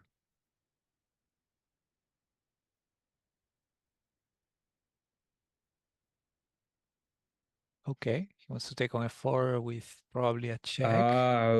Does he? Oh, I guess if king takes, he has knight at h4 check. I don't know. Bishop takes bishops, I suppose, here. Would be my guess. And careful with, you cannot take with the knight on g3 because there's mate with pawn at g7, rook at h8. I wonder if queen takes h3 wins, but I don't think he's gonna. Okay, so he simply removes that. Not at f5, maybe would be up at this rook at f8. Immediately get rook a on the board. Yeah, that's a back rank. That's good use of the rooks there. Everything is piling up. They're both low on time. Oh yeah, that king is getting in trouble. Black's king. Now f4, nice to grab the queen with a check. Oh. Are we not getting rook takes? Yep, about to say it. It's funny how white's king is much safer now. But Yeah, white but may get so flagged. little Yeah, time. yeah, white may get flagged. That's it. That's gone. Yeah. I feel like in Crazyhouse, I mean, if you have a pocket or you have ways to throw checks, it's easier to flag your opponent than in standard chess. Yeah, just make the most unexpected move possible, and Yeah. And sometimes the most unexpected move is just a king move because your opponent is pre-moving a check against you and she just don't give the king the check. Like there's, yeah, so many ways to get those extra 1-2 seconds when you're up on the time. I mean, when you're, yeah. Cool. So this is a match point right here, right? The timer is over and if row wins, it's match point. black is forced to win. I'm secretly running. I'm secretly rooting for Crazy 8 here. I'm sticking to my guns. You heard before the stream started. I threw in Janak. Janak is my number one in the in my fantasy draft. Before the match started, I was counting on Andrew. He's the only player eliminated right now. And I said, I know Crazy 8 is not going to win, but I'm gonna root for him. And he's got a chance to keep going here. He just needs to nab one more point, right? Yes, a draw also works, but draws are very unlikely in Crazyhouse. Although I have to say a draw doesn't work, does it? Yeah, you can do a 3-fold repetition. No, as in like I no draws are amigo. I mean, as in that's not gonna get him through though. Oh right, a draw is not enough. Yeah, you're right. Yeah. So here I'd be really tempted to play e3, but that might be nuts. E3? When to defend to allow me to recapture with e takes f4 if they go knight takes f4. Right. But I guess maybe he thought otherwise. So I'm curious if there's is it too weakening? Is it that they can just start? Is it just it weakens the e4 square too much? Like I'd say it weakens f3 a little bit. I don't know if the idea of keeping the pawn e2. I know Crazy 8 is a fianchetto player, right? And he played a fianchetto on this game as well. So when you're missing your look, that's for repetition. Oh, there's your draw. There's your draw. When you're missing your G pawn, maybe you keep your E2 pawn on E2 just for safer, more protection of F3. Oh, that makes a lot of sense. Okay. This position looks almost identical already. Yeah, but this is the same opening. Reversed colors. I'm not sure what the opening was exactly, but it looks very similar. Yeah, I think they're both fianchetto players.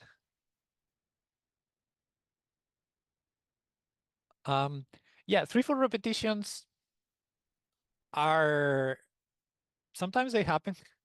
Especially, I have to say this, especially on chess.com, because the pockets are not taken into consideration. So if the position on the board repeats, regardless of what the pocket is, 3 times, it's automatically a draw, which is something that's arguably not correct.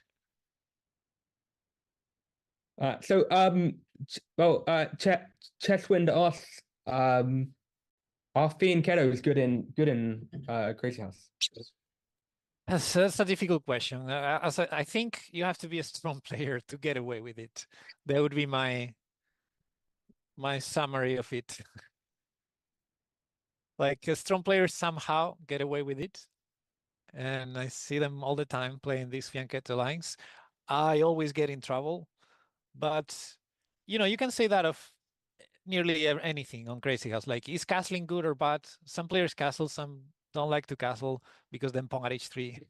And I guess, the more you play certain types of positions, the more you learn the patterns and the more you get away with them. So I don't know. Fumitox is saying in the chat, Fumitox is also a very strong player. He's saying theoretically they're not good, fianchettos, but practically yes. And yeah, that's a good take on it. So a couple things. One point here. So I really like this knight on G1, bishop on G2, and I feel like if I ever play a game of Crazyhouse again, I already know I want my king to look just like Jalen's does. Yeah, he And played king dare h1 very them. fast in the opening. Yeah.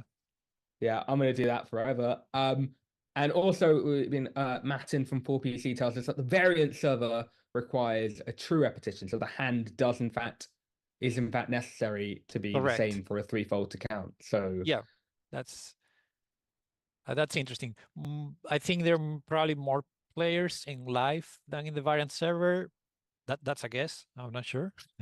But yeah, it's good to know that in the variant server they implemented that way, which is theoretically the correct way. Because sometimes you have certain patterns that are rinse and repeat. When you have a pawn on the 7th rank, you drop a rook. So after the trade, you can take a rook, then get a rook back, then drop it again, and you make that pattern to remove the rooks from your opponent's back rank. So after a couple of rinse and repeats, you get a winning position, but you cannot do that if you're repeating the position if you don't count the pockets. So I don't know. Some people may understand what I mean. I know it's hard to follow without the moves. If something blocks on f7, there's bishop takes f6. Yeah, a classic regular chess motif. But on the other hand, black has a lot of pieces on the pocket, so he's looking what to block with. So bishop f6, king g8, he's gonna go. And so he decides not to put a new piece in and decides to use one of his only 2 remaining pieces. Yep. Is that, I guess he's decided that makes sense, but is it the reason that it's just so critical to have as big a pocket as possible for when the initiative returns back to you? Is that why, or? I'm not sure if that's why, or if it's to have the f8 square in case the king needs to run. Probably a combination of both, because one idea is whatever is blocking, like the rook now, the queen may sacrifice for the rook, and maybe with the rook on f8, it would be worse. I don't know. There's also a chance that if you block with a pawn, for example, a queen takes f8 happens, and then rook at h8. So yeah, sometimes you just make some luft for your king, some running squares. But I'm not exactly sure that was the reason. This position looks unpleasant, to say the least. I think for black. Yeah, black, but for white. Actually, I think it looks unpleasant for white. I could be wrong. I think it's unpleasant for black because of the clock. And white has a very safe king, so I think practically white is going to win this one. Oh, and you can't even. I see. Yeah. And now it's too much. Yeah, like maybe from a theoretical point, black was winning there with all that pocket, and as long as he kept defending well. But with 10 seconds on the clock, there's nothing you can do.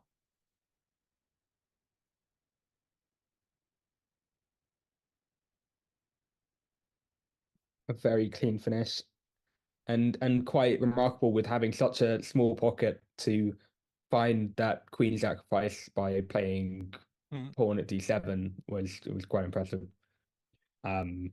Yeah, and a pawn on the 7th rank, sometimes it's worth a lot. Rooks on the 7th, pawns on the 7th. Yeah. So I'll ask, what's on your mug? And I'm presuming they don't mean your face. So sorry. 11 Chess says, who is on Pepe's mug? Oh, that's Judith Polgar. This is one of the Max from Chess 24. Oh, yeah, no, sorry. Mug is yeah, sorry. I'm already getting slack in Discord for that joke. For those who don't know, mug is British slang for but yeah. Okay.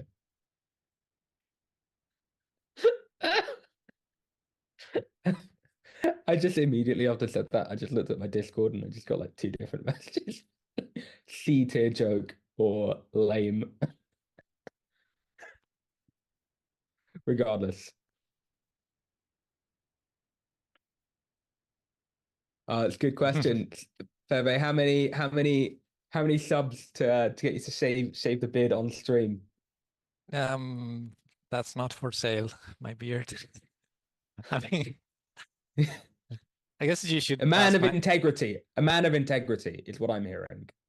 I'm a man of integrity, but maybe you should ask my wife. If she says that, if she says a number, I'll do it with integrity. $1 million.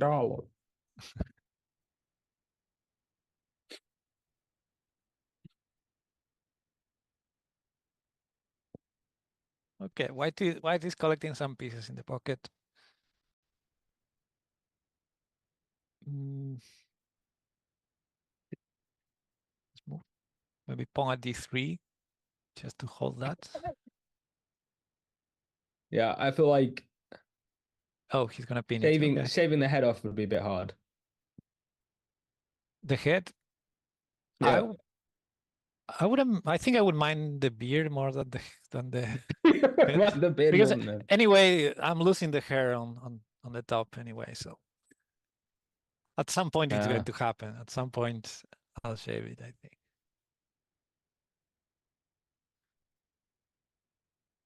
All right. So I By mean, 6 and take the rook maybe. But well, if you take the rook, bishop takes f3 happens. I think bishop takes f3 would be the normal answer here for black. Yeah. and that's what we get.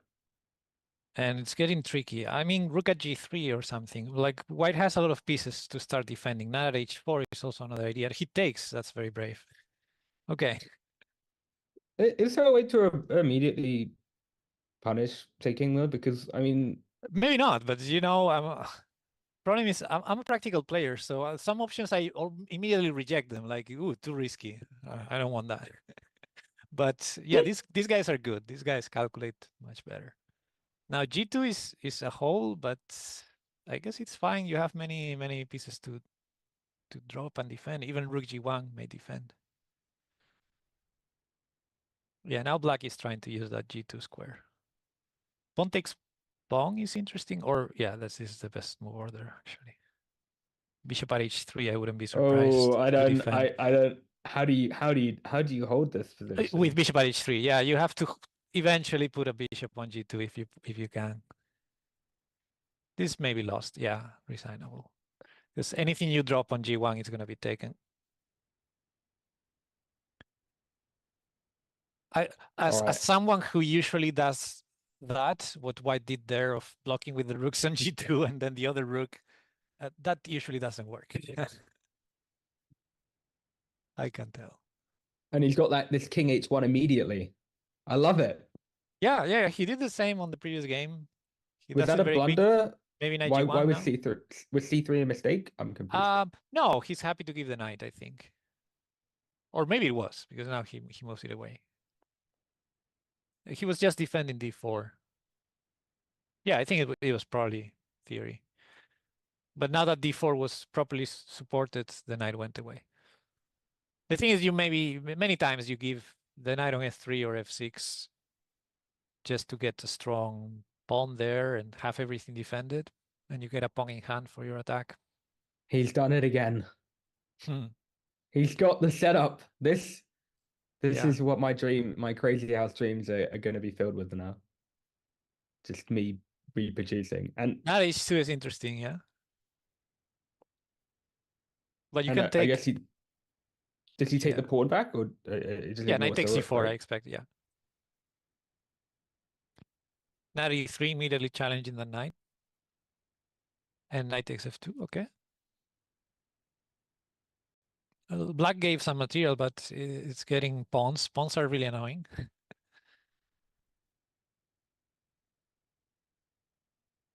Now h5, I suppose. Yeah. Starting to look a bit more like a game of Horde than it is Yeah. a game of Crazyhouse. Yeah, sometimes, pawns are annoying, but you have to have something concrete. Otherwise, they're just not enough.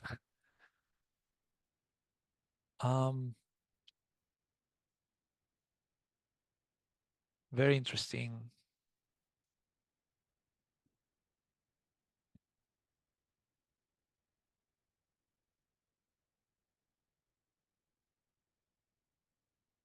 Okay. If Mark Plotkin is polite, humans can fly. There's definitely a story there.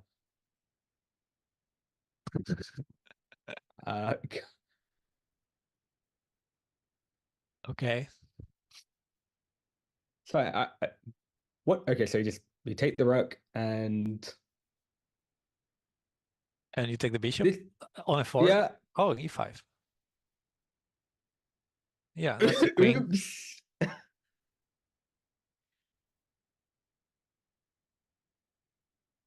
I would just take the queen. Yeah, I don't see.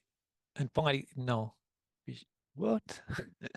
Okay. What? So That's what's nice. the Bishop c1 to e3, I expect. Yeah, just defend. Oh, was the threat that they've moved away just plays new knight at F2? The new knight, And, yeah. And then it looks bad. I don't know if it was.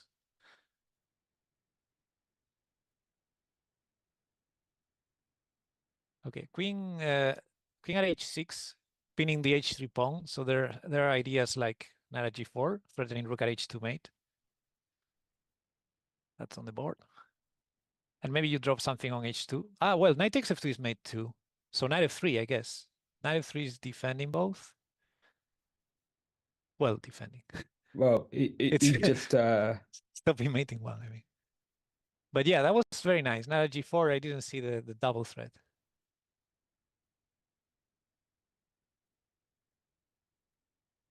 Yeah, so he goes for knight f3. There's knight takes f2, but he takes on f3 first. And now rook at h2, distracting the queen, and knight takes f2 is one option. Taking on g2 directly, also interesting. Even queen takes h3. No, never mind. I'm going crazy here. Knight takes f2. Knight takes f2. Yeah, queen knight takes takes h3. f2. Yeah. It's going for it. Pawn at g2 looks good. Yeah, and you have to take and allow the queen trade with check. Even bishop takes f3 here. Just grab a lot of. Oh, knight at e3. Knight e3 check seems. Yeah, knight e3 check. Oh, he's going for that instead. Bishop at h3 is nice too, I think.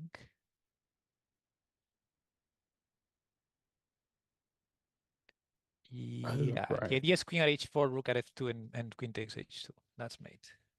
That wins by resignation. So we're still tied. We are still tied. Very nice finish there.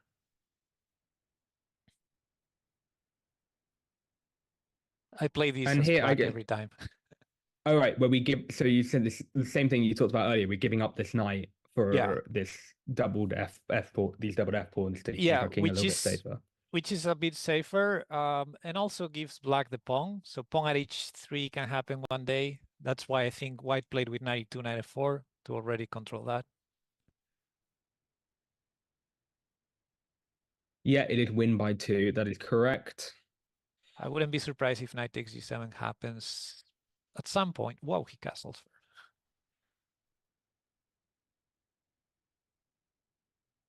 Knight takes g7 is looking, yeah. Yeah, and he's Oops. So knight it's g7, and do we immediately pounce on this, or are we? Or is it like knight? With like I don't see h6 anything check, wrong or? with knight takes. Sorry, knight at h5. Yeah, and maybe some bishop at g3. I mean, if you get another knight, it's game over. Or bishop b5 even. Bishop at g7 directly, going after f6. 2 knights and a pawn. Yeah, bishop takes f6 is the threat, of course.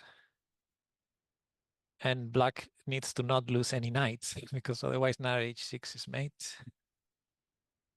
And also no rook because rook at h8 is mate. Getting a bit uncomfortable for black. Maybe knight g6 one day. Knight e4, defense f6. But again, those knights, bishop f3 comes to mind. Or queen d3. Bishop b5, that makes sure that you get a knight or a rook. So black needs to defend. Oh, you can't lose either. Both of them are mate. Yeah, but you need to defend, for example, h6. Yeah, so Yeah, h6. okay. So the knight is no longer mate. Yeah.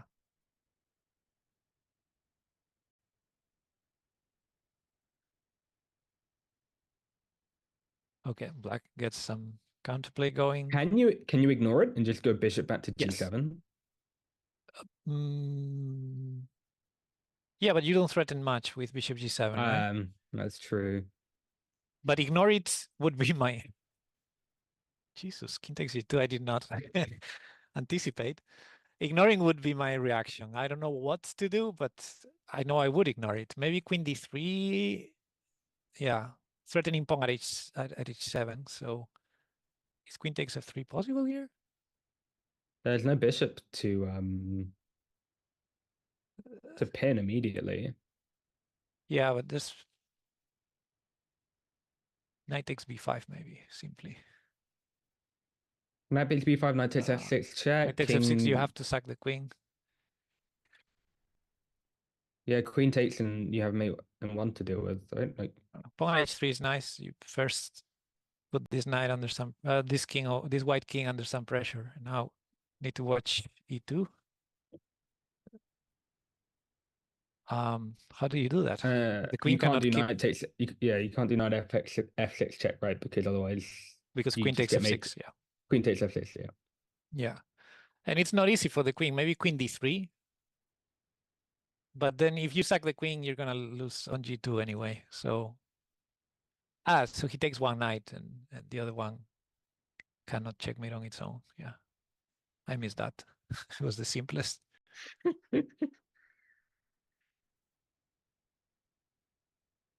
Bishop at g4, I don't understand fully. What if queen takes I guess he d4? wants knight f3 check to get rid of it, but I don't get it either. You take d4, right? I think he wants, if queen takes knight, he wanted to take on h5 and have another knight to keep the threats alive. But there was knight e2 there.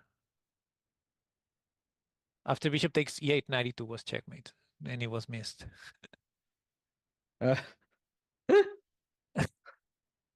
bit awkward. Okay, go crazy 8. You can survive this.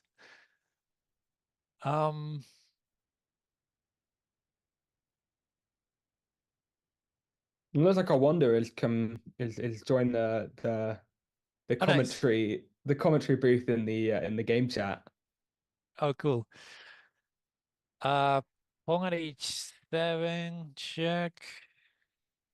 Looks strong, yeah. We've got positional vibes, have we? What do you do? Pawn at h7, you have to take it or rook at f8. And now black has a turn to do something like 92. King over. King h1, and now some diagonal checks.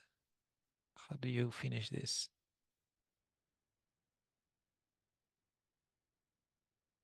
Because white is threatening mates, a few of them. All right, so now yeah, knight at e7 or h6. Knight at g4. That's checkmate. Knight at g4 and queen at h6. Oh, he goes for that, which I'm not sure what it is. Yeah, he sacks the queen.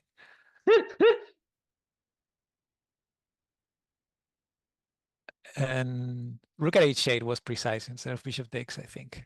But I think they're in flagging mode right now, with white having the upper hand because of the attack rook at e8 mate. He's found the mate. Okay, fine. Yeah. So once again, it's a must-win situation for Jalen. Yes.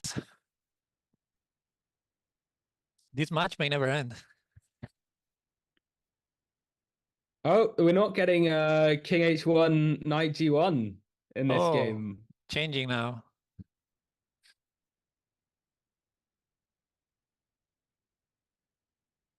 Now he's going forward with 95. See where this leads.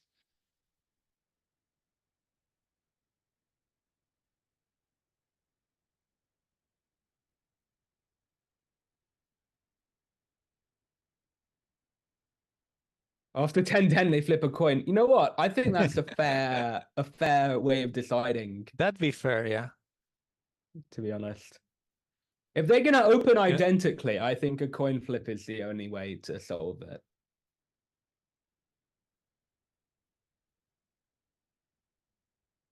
Oh, he just doesn't care. Nice. Queen takes. Like, what I'm are you gonna sick of do it. with the? What are you going to do with the queen anyway? See, my king is super safe. You drop the queen, I will start harassing that queen.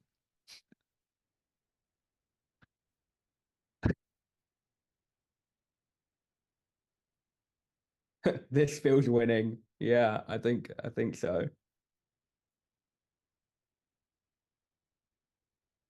I don't know. Sometimes you sacrifice too much, and then later in the game, if you don't get anything concrete from it, you end up just material down. Okay, knight takes c6 is nice. Weakening some squares. Getting another knight for f7. So rook takes f. No, it doesn't matter. Yeah. No, yeah. No, it needs to be a win. It needs to be a win by 2 PKR. It must be. Yeah. f7 But is to be defended or not. you can't actually. It's a very good point. You can't get a lead by 1.5. Yeah, you can't. Yeah, It's a lead by 2. So I think a lead by 1.5 should also count as a win. If Sure. you're able to achieve such a feat, Yeah. then you deserve the victory. Then I think you win the tournament directly. All the Look, I'm willing to agree if you are. I'm sure the players are as well. Okay, f7 is a weak point now that needs to be defended. You cannot allow bishop at f7, bishop takes e6, I think. So maybe not at g5 or bishop at g5. He doesn't care about f7. Okay. Exactly. Wind makes sense. So bishop. Yeah, exactly. Bishop at f7. No one likes any of our. I say no. Any of these. Why they don't want to prove you right. I think that's the real problem. I don't understand anything. Wow, rook takes d5. Like, okay, it's like I'm gonna get all the pawns first, and then he wants the rook off the back rank, I guess. Yeah. And if pawn takes, bishop takes d5, and then queen f7 check. Queen at e8 if the rook goes away from the back rank, and so Yeah. yeah, it's working. This is working for white. Yeah, this is looking dangerous for black. At the very least, queen at f7 and queen takes f8 looks ugly, but it is true that white has no knights. Black is holding all the knights in his pocket. But I guess you have. Do you have? No, you don't even have rook takes h7 because after king takes and queen f7 check, you have rook g7. No, that wins. Which is rook takes h7 and bishop takes g6. I think that looks very strong. But maybe it's not enough. Yeah, I know. Yeah, if there's no mate, maybe you're giving too much by going for something like that. I think f4 is much safer.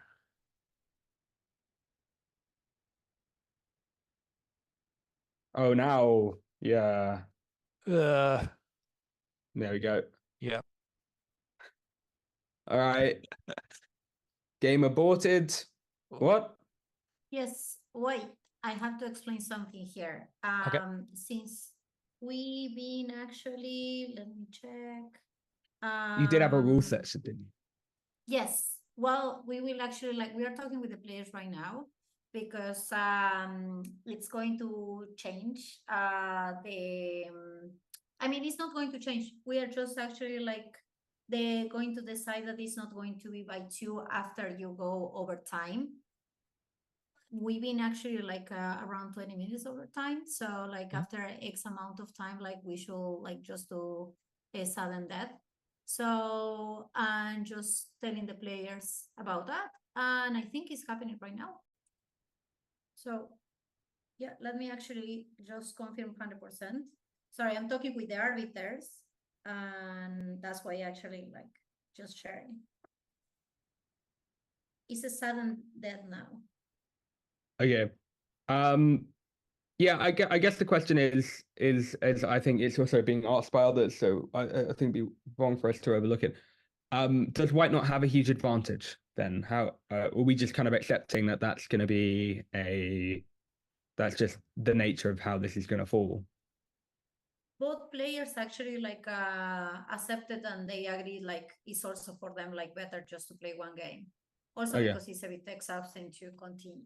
So that's fine. Makes sense. Is it also the draw? A draw gives the win to black. Is that correct, or similar to Armageddon, or not? let me confirm.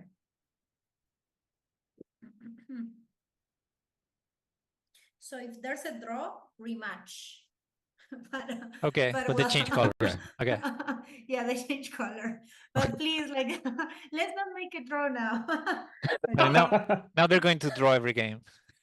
Oh, yeah. Yeah, knight takes f6, bishop takes f6. Knight at g4. No, this is rinse repeat. I like it. We're building a little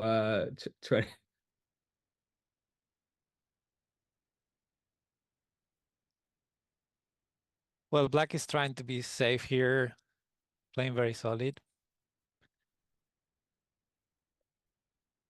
Little Plotkin asks, are 4 knights better than 4 bishops? Thoughts? Yes, knights are better than bishops. Always. Look, if you have 4 bishops, you have to have bishops on the same color that will, bother each other. Yeah. I'm team knight all the way. Agreed. Though, I mean, the idea of truly dominating the light squares with the bishop on b7, c6, d5, and e4, that a feat to behold.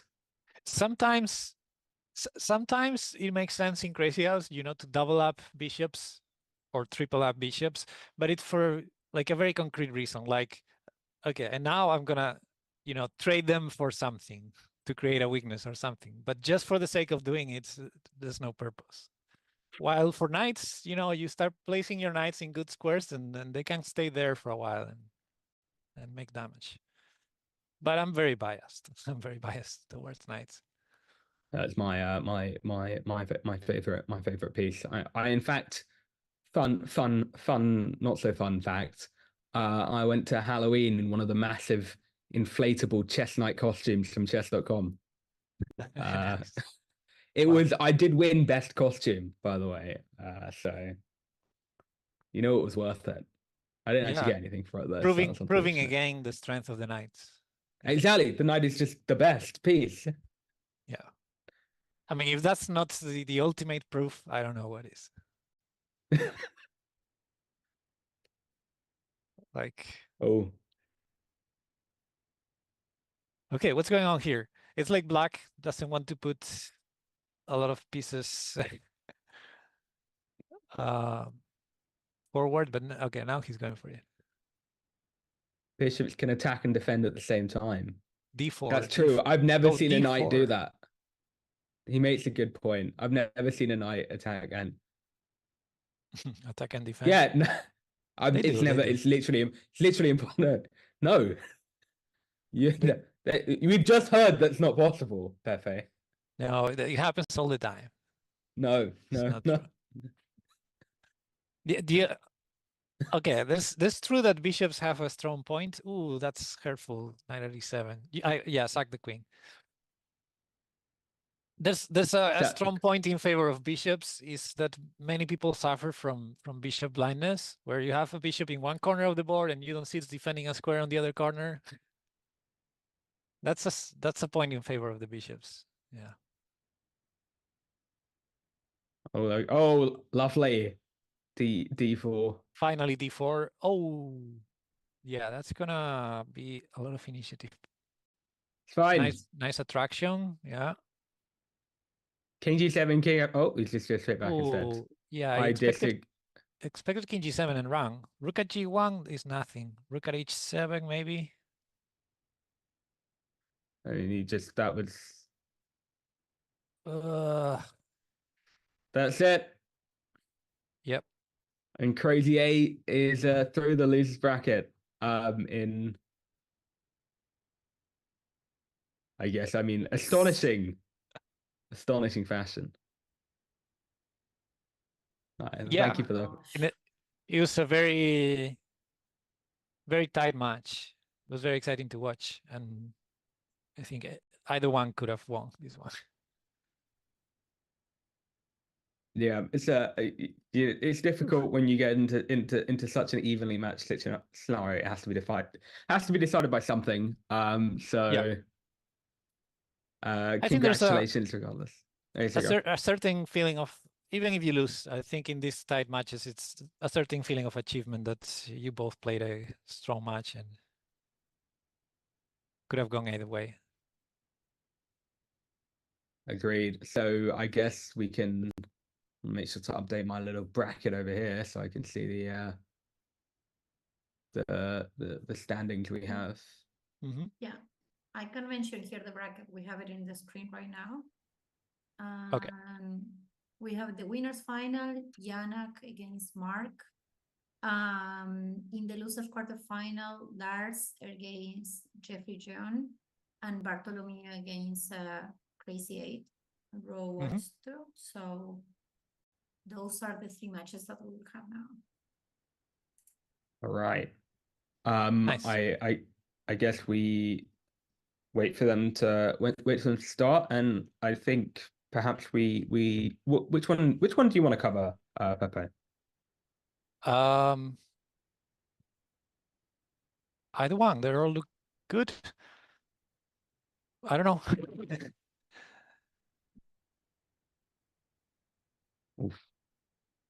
Let's see if chat has any overwhelmingly strong opinions either way. But Janak versus Plotkin from competitive. And I presume I guess they'll be kicking off relatively shortly. Is that correct, Jalen? Yes. The only thing is, like, right now we are like discussing on how to officially, let's say, like, put this tie break, so then everyone is aware of it, because like Right. we just talk with the two players that participate. But yeah, it's going to happen. Like, to be honest, this is like 100% on my and like also some organizers for not to clarify about what's going to happen after like million games play. But yeah, Okay. we will just inform. No, that's all good. Don't worry. It's the whole point. This isn't we're not aiming for the most streamlined production, and I've certainly not provided it, so I can't possibly expect that. So yeah, I guess we'll probably hop on to the winners final, which I mean, let's be honest, Janak has been crushing. I believe he's lost one game or and drawn one game. Is that correct? I didn't count. I can't quite see on there. Oh no, sorry. He's actually won one game, drawn one game. No, sorry. He's lost 3 games and drawn 1 game across both rounds so far, which is Okay. regardless pretty impressive given they're against Jeffrey Xiong and what's it? Bart. We'll go with Yep. we just talked with the arbiters, and And actually, like, I'm going to tell everyone what we are going to do after a short break. So we are going to keep the suspense because we are going to change it just slightly. So see you in a minute. Is that okay for you? Sounds wonderful. See you guys after the short break. Stay tuned.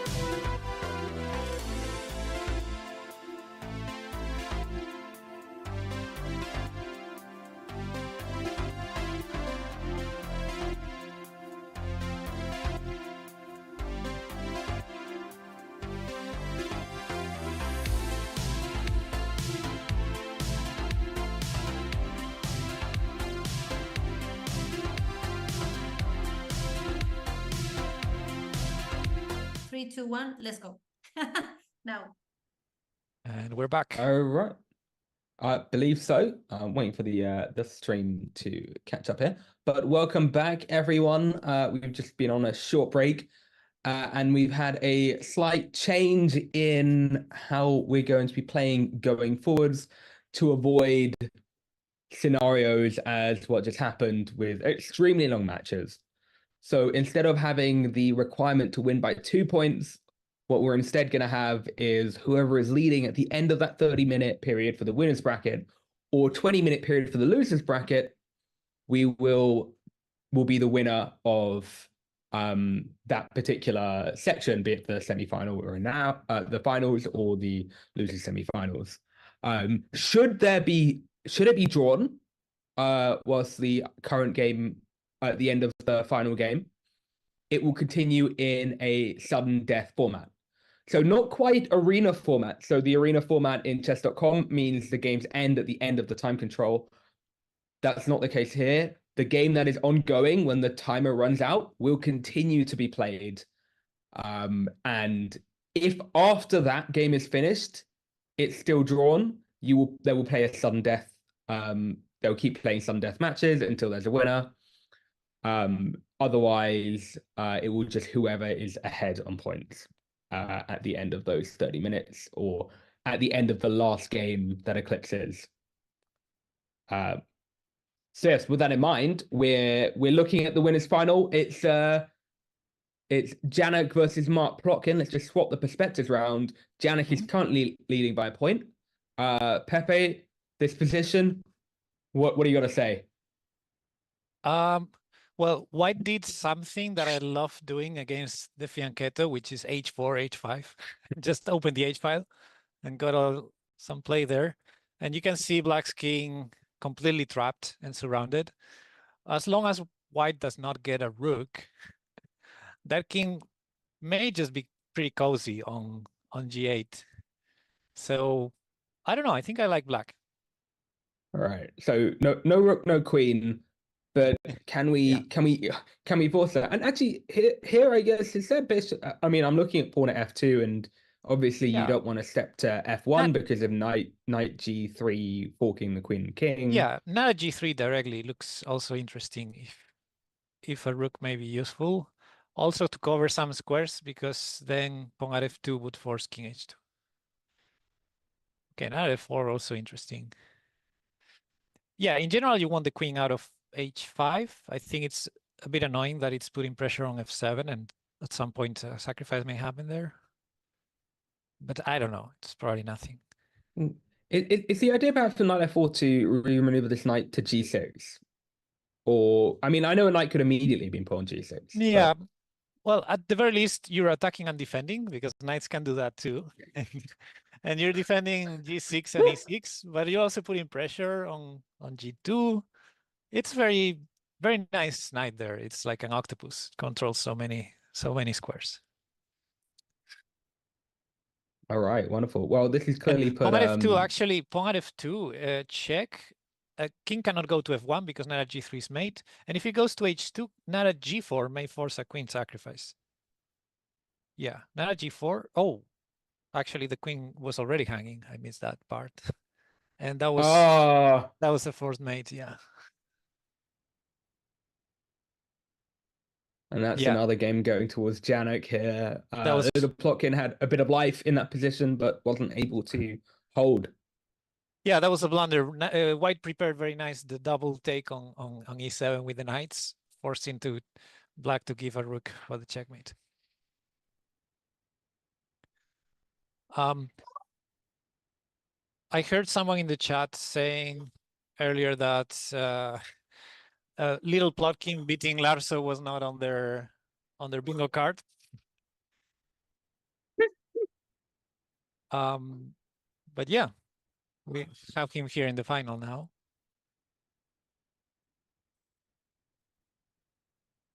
And already I feel like things look rather uncomfortable for White, optically at least. Yeah, that's true. And And here, as someone said earlier in the chat, they like to meet H3. I think you said it as well, actually. Do you like to meet H3 with H6 yourself? And that's exactly what we just saw from Plotkin here. Yeah, after. that's a normal thing to do, just counterattack. But it's anybody's game when both kings are getting checkmated.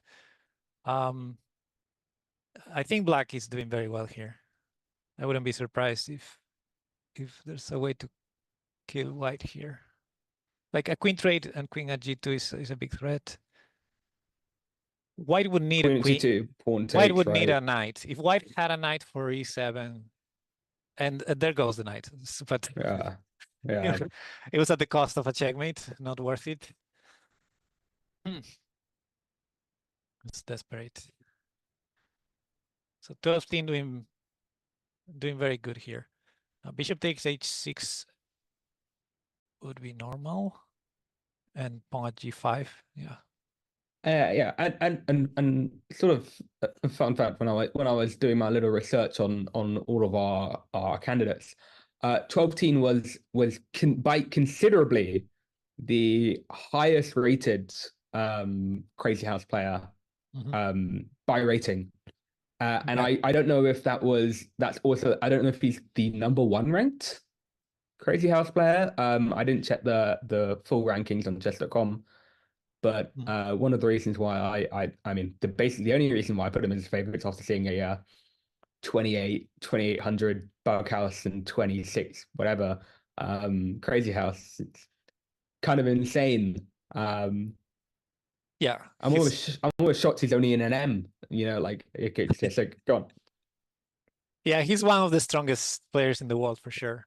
And you know, being a national master or being a certain level, it does not guarantee you anything on Crazyhouse. It's a different sport, we can call it. The famous Jan Lee, he's, as far as I know, he's not a title player in standard chess. He's like 2000 rating or something like that. But then he's one of the best, if not the best at his time in the world. So yeah, I guess you can say you just need a certain subset of skills for Crazyhouse when compared to chess, and Have a special set of skills. yeah. Right. And you can see other examples of like grandmasters being not that strong at Crazyhouse, which I always relate to the fact that they're not experienced. I think any grandmaster, if he gets enough experience in the game, he will eventually be one of the best, I suppose. Right. And I mean, we're sort of coming to the halfway mark in this winners final. It's already 4-0 to 12-10. I know we're here, but perhaps it's worth looking at some of the other games, because unless there's a serious swing, I think it's very clear which direction this is heading. Yeah, on one hand, this is the winners final. On the other hand, it seems like one-way traffic at this point. Yeah, so what else is going on? I guess we should check out, well, there's two losers semifinals going on. We have Crazy 8 and Jeffrey Xiong, and I know, you know, Crazy 8 is your my favorite. He's your favorite, so I think we're gonna go there. I think we're gonna swap over to Crazy 8. Yeah, it's an interesting match. And it's currently 2-0, and he's got 7 minutes to rectify that situation, I believe. Yeah, it's difficult. This is also, yeah, well, I don't know. Black looks good here. This is kind of the underdogs match, right? Like Bartlomiej classified a second on his qualifier. Crazy 8, if I'm not mistaken, qualified on his 6th attempt. It's his 6th qualifier. They're both definitely not in the bets as favorites for these tournaments, but hey, they both made it here, and one of them is gonna go through. So that king is shockingly safe, and certainly more so now. It feels like black is running out of a bit of steam. Yeah, maybe pawn at a4 to keep going, or pawn at c4. but you need to watch out for white's own attack. Like knight at c7 is a problem. Yeah, no. Or that. Yeah, king d7 maybe. I think king You have to d7 is. king d8 allows more checks, like knight takes f7. And I don't love it. Or pawn at e7. I would have gone No, d7, but maybe there was some problem with it. Yeah, pawn at e7, so you take a bishop with check next on f5. If they take, okay, under promotion. That's nice. Why not under promote with Well, check, keep the it's a good move, initiative. yeah. And if you get a rook, it's good. And if you don't get the rook, it's good. Yeah, queen at c7, is that not forced checkmate? King. Yeah, it looks like forced mate to me. Queen at c7, and if king c5, pawn at b4, and then king d5, pawn at d4, and pawn at f4 is check. Ah, no. There's a few things to calculate, but I mean, I like knight c4 check as a candidate. Also, yeah, any immediately. check. That's a good one. Yeah, because if you take queen, well, knight c4 still, yeah. Queen at c4 is made, right? Yeah, it's just One, MM1. yeah. Right. Yeah, it looked checkmatey. I think king d7 may have been a better try. Now I think the match is probably over.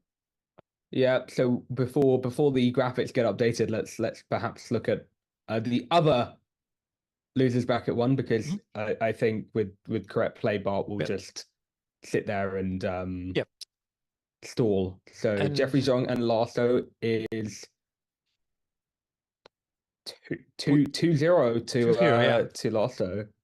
So there's still play. That's, I think, right? Yeah, arguably, I think Jeffrey's the highest rated standard chess player in the tournament. And Lars is also a GM. We have two GMs here. I think Lars is more experienced with Crazyhouse, and he's showing it. Yeah, that's rinse and repeat, and queen at e4, bishop at e4, bishop at e4, or pawn, bishop, yeah. Pawn at f3 and queen at e2. Oh, bishop at b4 first. Never mind, that works too. Yeah, queen c4 next. All right, and this game is also decided. There's no way it's actually possible for Lasso. So, despite there being 5 minutes left on both the losers brackets, there really isn't anything to be gained here. Perhaps we should check back in on the winners bracket, because the only thing that could possibly have a swap, maybe. It's 5-0 right now. The winners bracket. Okay, well, it's very clear cut. So yeah. Let's give Jeffrey and Lasso a bit of screen time. Yeah, a bit of we'll screen time. We only stopped here for a minute. Now, if the queen moves pawn at f7, is annoying, because then rook at h8.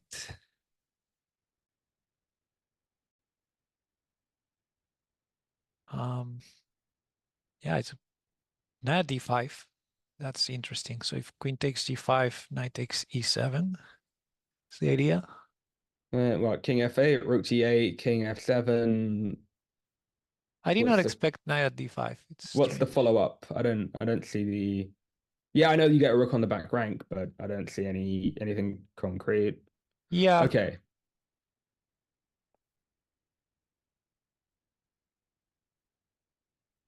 Well, I don't pretend to understand Larso's deep ideas, but I don't understand it. Do we ever just queen takes g3 and takes and g3. takes. I wouldn't give the queen if I don't need to, but I don't know if we need to. Like, let's imagine queen h4. What is white's threat? Do we queen h4? I'm inclined to queen h6 and repeat if he goes. Just queen to h6, defend the set. There's at least, I was gonna say pawn at g5, but it's true that after queen h4, there's bishop at g5 too. Yeah, bishop at g4 was interesting. Yeah.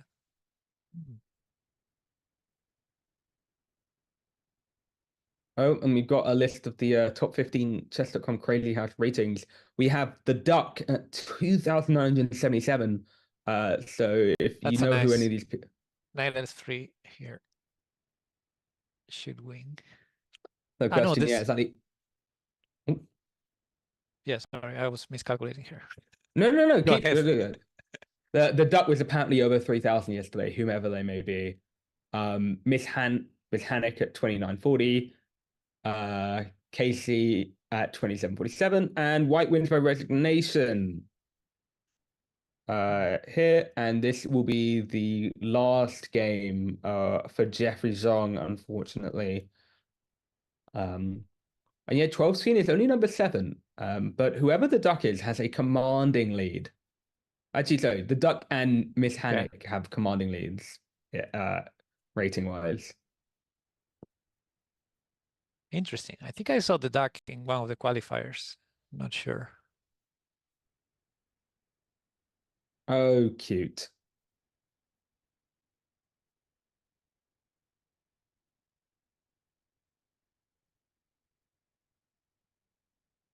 I mean, I guess is it just I mean, Queen Queen D1 here? It's a move, or yeah, bishop from c4 to d3. Well, the only one that you can move. Or bishop f7. Bishop f7 is crazy. Like bishop takes, king takes, knight g5, check, queen takes g5. And I don't know what's going on there. All right, so bishop takes, rook takes, e2, check, king f1. I don't know. You don't have the knight. You don't have knight d2 check because do you? I maybe knight d2 check, king g1, and then I don't see a clear follow up because the queen still guards the back rank. But I guess we're gonna find out. Yeah, there's also knight at g5, by the way, not necessarily knight g5 directly, but knight at g5 to have to double take. Okay, now I guess you need to defend c2 or something. How do you do it? Well, knight takes d4 maybe. Yeah. And now what? Queen takes knight maybe. It's an option. Miss Hannick is GM Alexei Serrano apparently. Yeah, so he sacrificed the queen as expected. Okay, you have to block that. And isn't rook takes yeah, about to say yeah, rook takes d2 looks yeah, pawn takes g7 is the only question. If white has some good attack with the knights, knight at g5. Or knight at g6. Knight at g5, king g6 maybe a problem. Yeah, I think knight d5 king g6 and I don't see a continuation because there's no bishop d3 check. Yeah, I mean white can castle and keep it from like bishop h5 first. Oh, that's a good move. Yeah. It prevents the escape of the king, the easy escape at least. Now what? Knight at c5, maybe it's an idea, and if king takes pawn, knight at d3, but from f4 is the same. Knight f4 check castles long, and king takes f4. I mean, king takes f4. Yeah, go for it. Why not? Just don't walk into the discovery and you're fine. And sometimes there are moves like, imagine knight at f3 here. Some moves that they don't put you in check, but they cut your escape back, and then it gets really tricky. But black, understandably, the match is over. There's no need to continue this position. Okay, let's go back, I guess, to the. I mean, there's still a game being played by Crazy 8, but that score is currently 3-1, so that's going to be over in their favor. So let's pop back in to 12-teen versus Plotkin, and this one is decided. You know, it looks pretty decided with 6.5 minutes to go. Yeah. And that is truly incredible to 6-0 someone in this scenario. And even just looking in this position, like I know White has 2 queens, but just look how safe Black's king feels, at least. and those minor pieces are truly a Yeah. menace. Yeah, and these queens that White has, they need to be sacrificed to continue.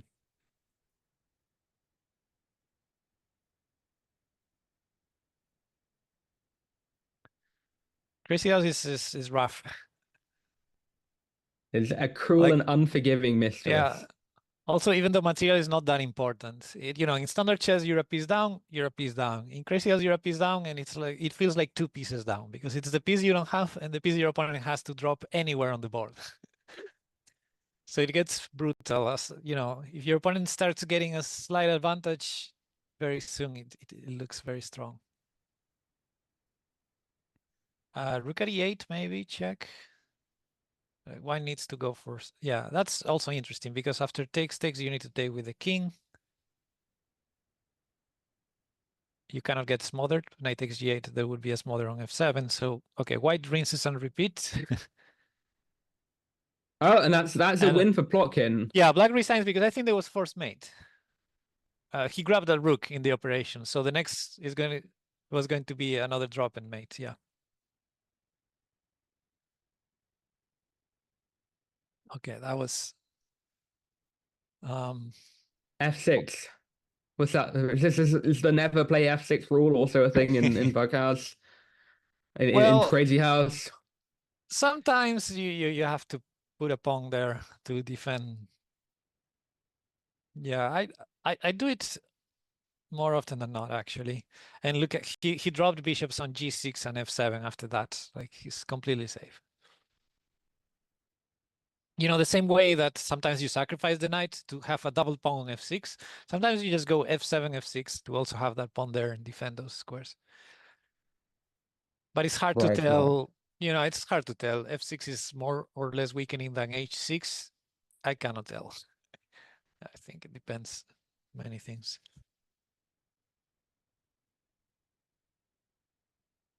Players trying their best to transition into the Dutch. But I think it would be disappointing for all the Dutch fans out there that is not how this game is going to end. Yeah, e5. Especially e5. Defeated the whole purpose, but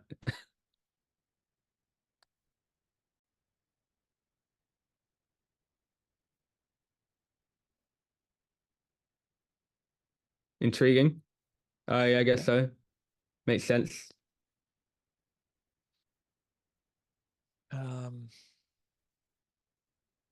Yeah, I don't know.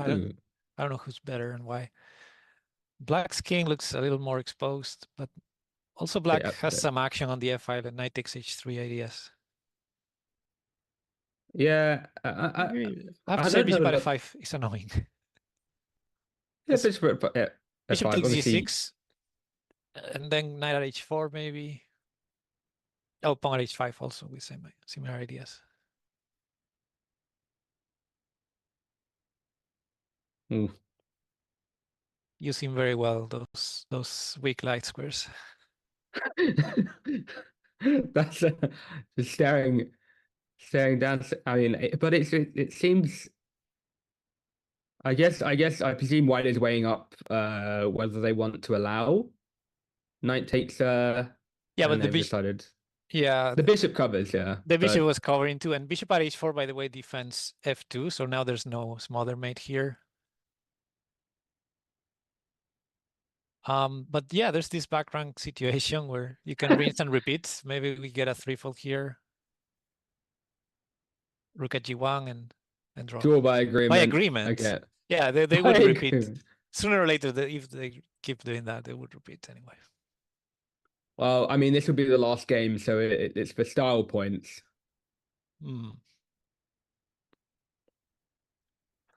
A6 was an interesting choice. Some players play A6, B5, which I know it's theoretically bad, but what's the practical goal of A6, B5? Many times you just play B4 later on to hit the knight on C3, the typical knight on C3 holding the center. there's probably more points to it. I don't know. I don't play it myself, and I don't think I ever studied what to do against it. But it seems like white is collecting the f4 pawn. Unless black goes crazy with, let's say, queen takes bishop. Yeah. A6 is blitz bullets go to opening in tournament FIDE chess. I believe it. Okay, so black went crazy for queen takes bishop. Oh, and the straight f5. Yeah. So what's the idea if the bishop takes e5? Oh, wait. Ah, yeah, because the bishop was defending f7. So now if the bishop takes 95 check, and there's going to be a drop of queen on f7. Yeah. Very nice. He allows it. I don't know what he... Oh, he's going to take the knight. Okay. Brave. How is there not? There must be something here. Yeah, but black has a lot of stuff. That It's either that's mate got- or... It's over. Well, at least could be a draw. King g5. I feel must be the direction of choice. H4 because if I'm passant, there's knight f3. Here there's knight c4 at least. But h4 and then king h6, right? And There's where's pawn mate? g5 mate there. Oh, sorry, he has a pawn Yeah, in white, his pocket. white You're has right. 2 pawns. I just saw And the one. yeah, I think this king looks checkmated to me. There must be a checkmate. Otherwise, you go king f4, but king d4 looks like pawn at c3. Yeah, no, king f4 is definitely because just pawn at g3 check, right, and feel awkward. Well, we'll see. Because knight d2, knight b d2 check looks good. Yeah, because you also incorporate the rook next. If takes, you take with the knight, you keep checking, and the rook is also coming. King f4, yeah. g3 from pawn g2 to g3. And it's like you're missing 1 pawn for the checkmate.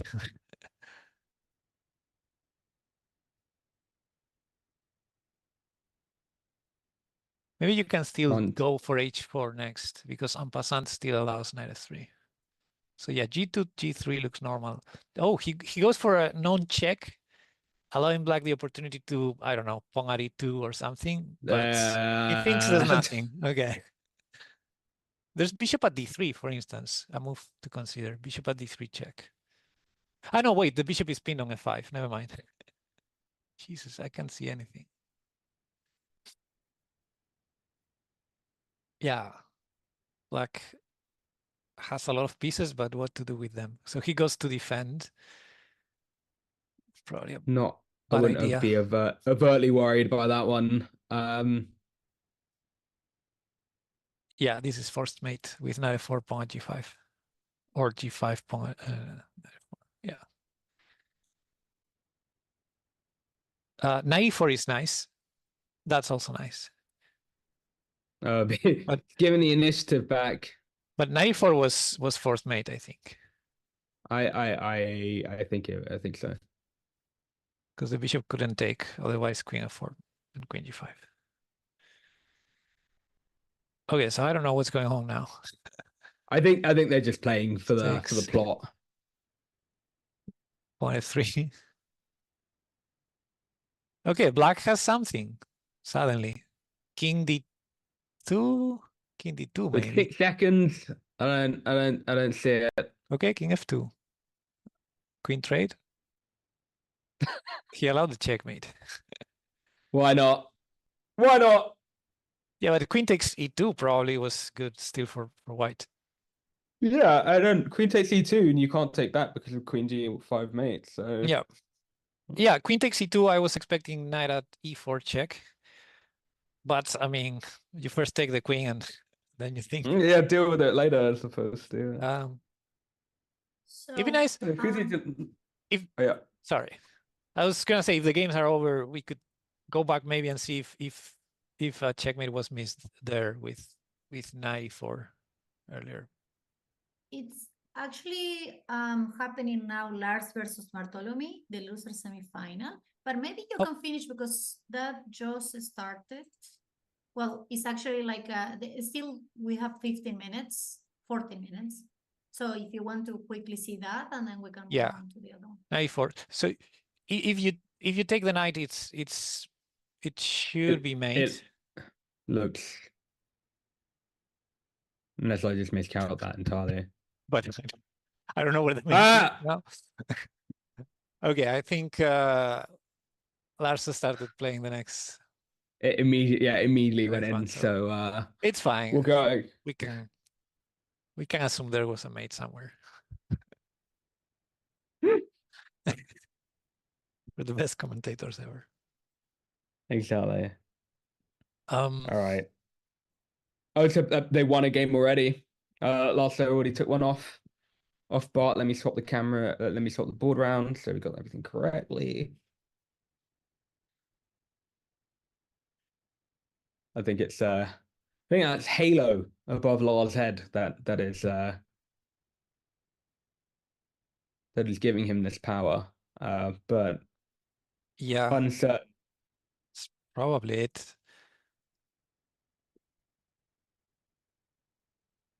It's nice to see them on camera.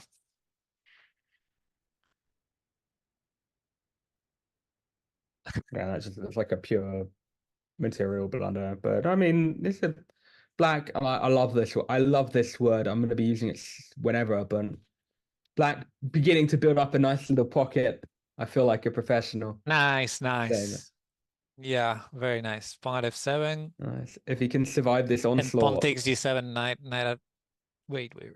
Pawn at h6. Oh wow.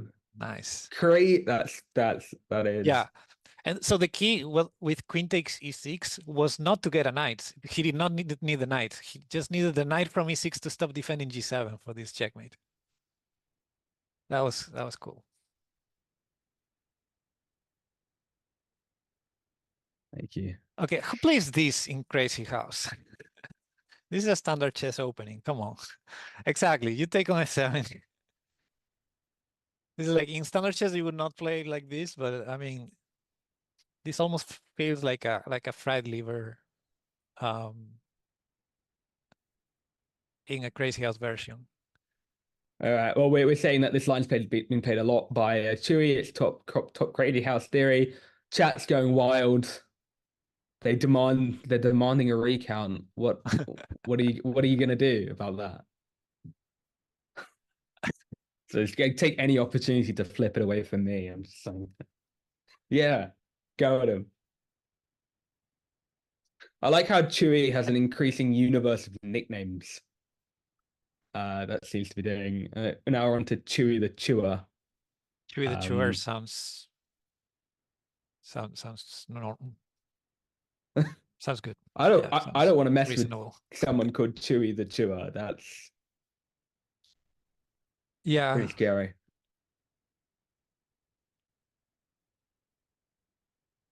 Oh yeah, someone explain Queen H5 check to me. Queen at H5, I don't know. Now the queen has to retreat, I suppose. Black resigns. That would be the explanation. That's how bad the move was. We've got an advanced French on the board. Oh yeah, but I've been tried this lately, this as black, because I see some strong players play this. I never understood how black can be fine here, but yeah, if you get knight f5, bishop e7 quick, and then you go f6. As a Caro-Kann player, I can't possibly approve of this opening. The French, yeah. Even if it has absolutely zero bearing on Crazyhouse. The French is reasonably solid in Crazyhouse.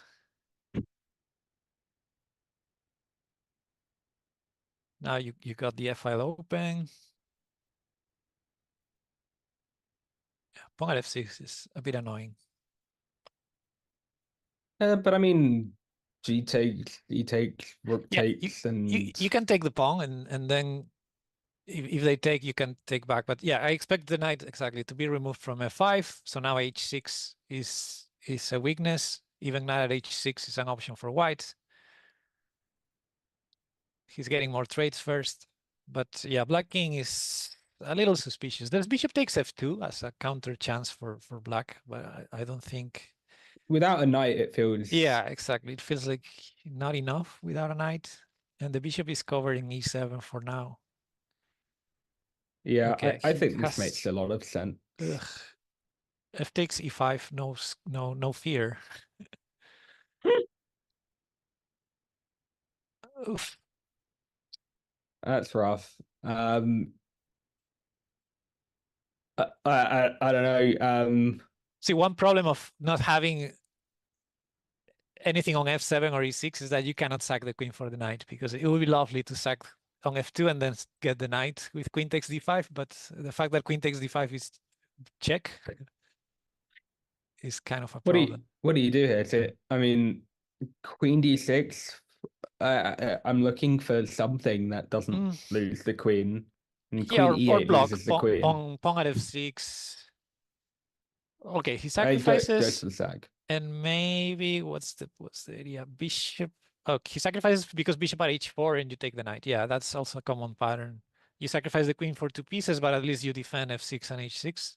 Now, some people would play queen at g3 here to give the queen back and defend the knight on g5. So to prevent bishop takes g5. I was gonna ask.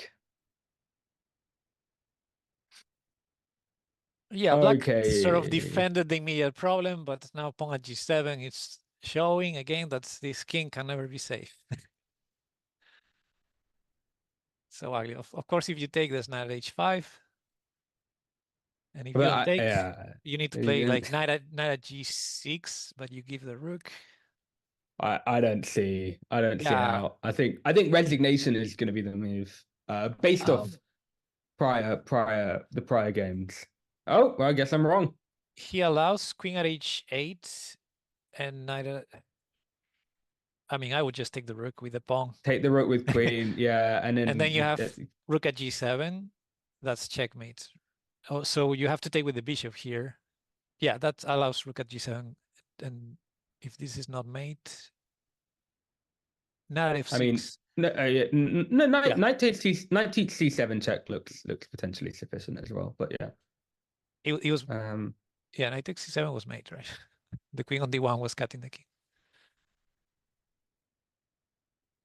Yeah, it looks bad. Bishop takes f7 is a move here, but most strong players don't play it. Yeah, so castle. I'm just expecting bishop takes f7 to always be played, and then I just crumble. The weak players like me would play it, but yeah, I know strong players don't do it. And then the weaker players like me would just get mated. So was that just a knight check for the memes? What? Did I miss something? Oh no, it wasn't. It was okay. So it was a trade. I was briefly didn't see what was happening, and yeah, there was a knight on e2. Yeah, yeah, just played knight at e2 check. Why not? Yeah, because white played knight e2, knight from c3 to e2, which is a move you don't usually want to play, but because the center is kind of blocked, you cannot do anything else with the knight. So the knight was kind of rerouting to g3. In this e4, e5 openings, it happens quite often. Okay, so you take there and pawn at it, yeah, something on f5 and start building on those dark squares. So bishop takes f4 followed by queen f3 is an option. He trades on e6, which is probably better. Just get that black knight back. Ah, okay. Ooh. Yeah, and the attack ensues. Yeah, that was nice. White is managing to keep some initiative while getting black's pieces back. Yeah, but no, I don't. Pawn h6 looks good. Yeah. Yeah, no, we have the imminent threat of g7 check. Yeah, or knight takes e5 to follow with taking both knights and then pawn at g7. Oof. Like the knights are defending g7 right now, so white may want to distract those knights. Maybe bishop takes f4 to distract one of them. But okay, first king f3 because black has no pocket. Okay, that's interesting. So I wonder if knight takes e5 is a move to consider. Or maybe he just goes pawn at g7. Yeah, bishop takes was good. Oh, he's vacated the square now, Yeah, right? So now the king can run. So he's going for it, king g8, and guess you take the rook, yeah. And now what? Bishop takes f4. Oh, the knight moves, allowing rook at g7. I don't know about that. I guess it's fine, king h8. Yeah, but you pick up the bishop, right? And oh yeah, that's dangerous actually. So he sacks the queen, but now white has a queen in hand, so now black needs to have something concrete, which I don't see because he has no knight in hand. So you gotta defend that. King takes g7 may be an option because the bishop defends h6 and f6. Knight f5 maybe to collect another diagonal. But then you give a knight for black's attack. Yeah, so he goes for it. I think black needs to take, and it might be a knight for black's attack, but I don't yeah, see because how. Now white has a threat of bishop at h6. So the rook defends f6 to prevent that because it was distracting the bishop to drop on f6, the queen. Yeah. So rook at f7 was good. Queen takes f4 might be an option, yeah, to have a knight for e6 and h5. Did you have to take back like that? Could you not have done 92 check and then knight takes f4? Was that not a miss? That's true, yeah, and it would have defended both squares, yeah. Yeah, I think small, but I guess I mean it doesn't matter for Lasso. Yeah, and expecting bishop at h6 maybe, or knight I believe takes e5. I believe this should count as en passant. You should be able to capture that. That just appeared. I think knight takes e5 looks strong.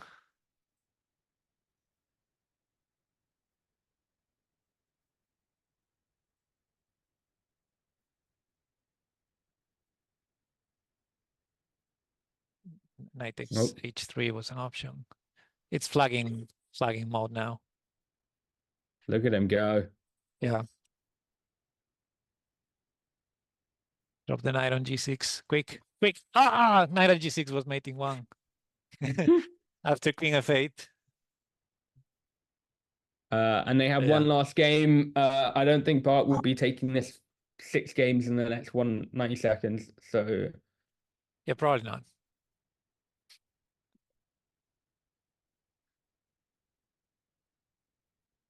I think that, I mean, yeah, I'm just looking at, there's no other games running.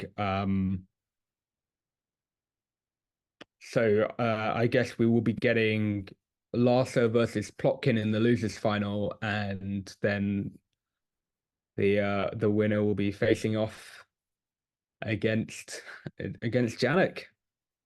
Against Janak, who won the winner's bracket, so he still has the upper hand of, even if he loses that final, there would be a final reset and would play again. Yeah, something that I can't imagine the other Janak. I think that's probably your bets are on Janak to incline me. Oh, my bets on the Janak before I even saw the guy play, and I'm glad I did. Fair enough. Good bets. Yeah, I would say. Well, we'll see. Larso looking very strong too, but he still needs to face. Was it Plotkin? Yes, who I think put some pretty strong performances in. He seemed to be pretty strong, Plotkin. So yeah. He's I played him. But they're all very strong, right? But right. I played a match against Plotkin once, and I think it was to the best of, what was it, like whoever gets to 6 points first or something like that. And I was trying not to lose 6-0. That was my goal. And I ended up Did you? losing like 6-4. And I was Hey, very, that's pretty. That's a great result. yeah, I was very happy with it. But I always wondered, this guy, did he just toy with me or? Yeah, he's really, really strong. But it's one of those players that let you play, right? So sometimes you get your chances, which I enjoy. Oof. Like, I think he's Oh, one of those resourceful players who maybe are not that theoretical, while other players that are heavily theoretical, they just wing out of the opening and you just don't know what to do against them. fair enough. And I can only imagine how unbelievable the sort of computer lines that must exist out there. Yeah, and Um, also, even for an engine, given the fact that when a piece goes off the board, it starts having like 25 legal moves.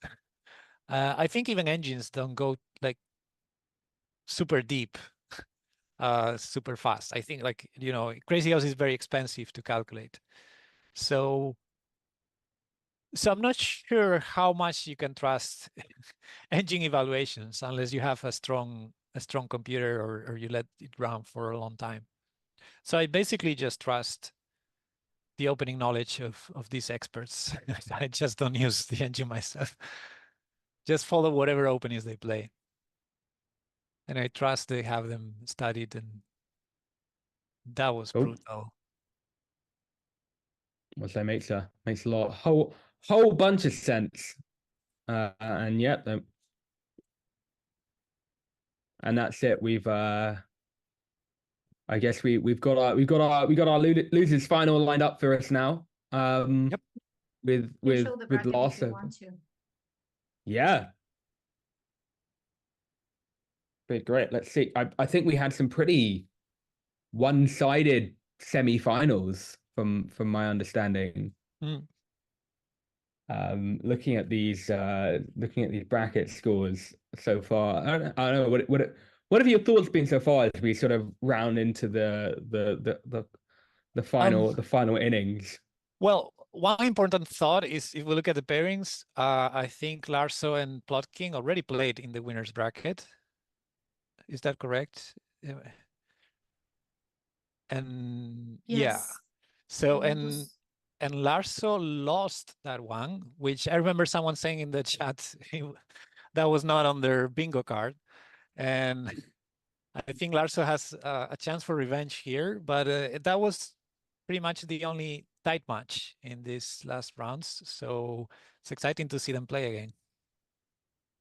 Yeah, for sure. I think we're gonna this should be quite an interesting losers final, and we know we have at the end of it Janak waiting in the wings, with two shots to take down whoever they face, despite having sort of summarily crushed every person he's played Yeah, so far. very strong performance, and we'll see. Now, because Plotkin and Larso played already in the winners bracket, at least it's sure that none of them played Janak, right? Oh well, no, That that's no. I think Larso just No, lost. you could have played Janik if you played each other at the very beginning, and then someone went and played Janik after, then you went down into the losers bracket Yeah, afterwards, right? yeah, correct. Um, Sorry. So needless to Plotkin say, just lost. Yeah, Plotkin just lost to Janak, 7.5, 1.5. So yeah, Larso is the one who did not play Janak.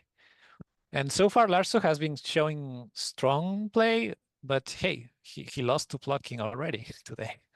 So yeah, okay. Well, I mean, I guess we'll wait. So I presume we'll have it starting up soon. Is that correct? Yes. Um, We have 4 players there, and the coordinators. They say like just less than 2 minutes. Yes. Perfect. Okay. So did Larso take a minute to review his games with Plotkin and prepare something? Preparing lines.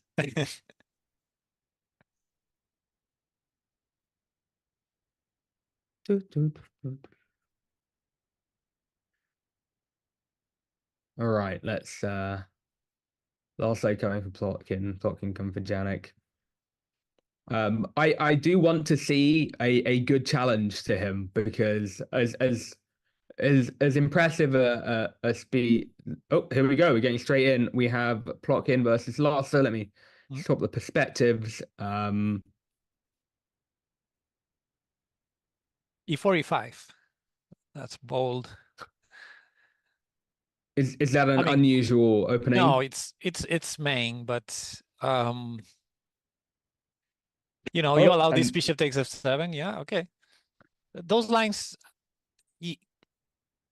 like the common knowledge is that you need to know what you're doing as black. You need to know your theory. Wow, they're just playing. This must be theory. Yeah, this must be theory. I think I saw this today before, and this pawn f5. I think I saw this in one game we were watching with the white side, but I may be wrong.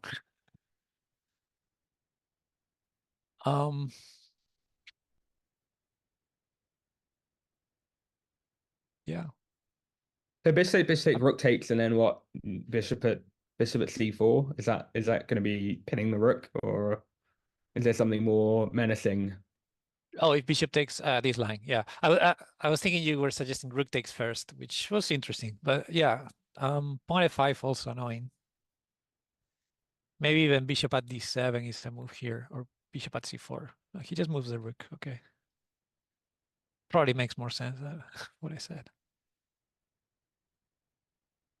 Oh, Giswell said bishop at c8 in that position. It's apparently a line that has been studied. I'm not a theory expert, definitely not. Complaints about passivity. I'm not. I look at this and I don't. Doesn't scream passive, but that's from my uneducated point of view. Yeah, black's king is not safe. But on the other hand, you have a lot of pieces around, so maybe rook takes bishop is a threat now. I mean, from black, rook takes e6.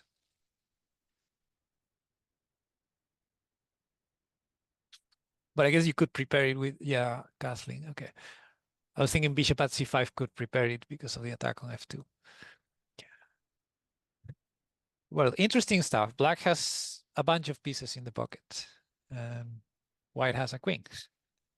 Pawn f3 looks. Thank you, Wind. I just need to get that same response from from I'm not even gonna make the joke. Yeah, I'm starting to like black, but as soon as I said that, until e6 e6 drops and you're like, I don't know. Okay, bishop at g8 looks good. Oh, now that's just rude. Yeah. I guess you have everything defended, maybe. Would it be too crazy to play like bishop at g4? No, he takes. I just wanted to sacrifice the queen. I wonder if pawn takes g2 is... I'm looking at it. I think pawn takes... I don't see an immediate threat, right? So that, I mean, rook that pawn on takes c7 is so important. Yeah, rook takes f7 is kind of what's maybe uncomfortable, but the point is... I mean, the question is whether we have an attack or not with that pawn g2. Wow, this is very tense. Can you ever deflect? Oh, he's just going for the defense with 90. Okay, that makes sense. Defense and attack, because now f3 may be a threat, or even bishop at f3, bishop at g4. Okay, so he takes on f7. Now knight takes d7 is kind of a threat if white has nothing. So rook h8, okay. Yeah, black is using the pieces he has. Yeah, but importantly, not using a knight to block. He needs that knight to place on f3 if he gets the opportunity. Yeah. It's difficult for white. White needs to keep the initiative going. So knight e6, looking for all sorts of ideas, including rook takes d8 followed by knight takes c7. Also, of course, rook takes f8, checkmate is a threat. It's sort of the big one here. So black so far taking things with check.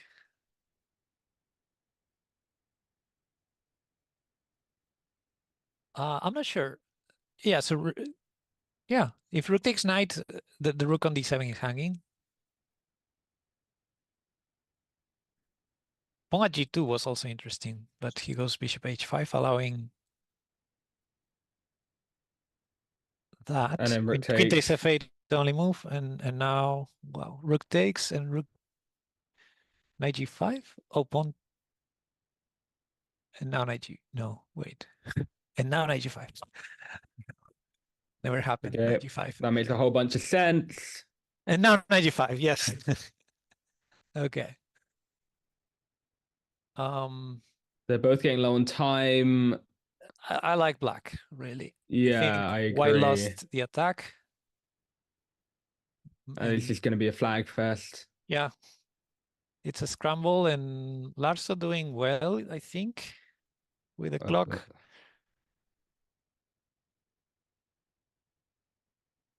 I think bishop at g6 was a mouse slip. I think bishop at h6 was intended. Yeah, it's crazy. I think a mate was potentially just missed. Oh wow. Lasso takes that, but that is nail biting.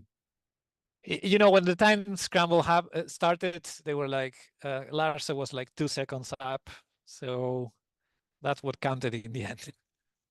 They were both throwing things left and right.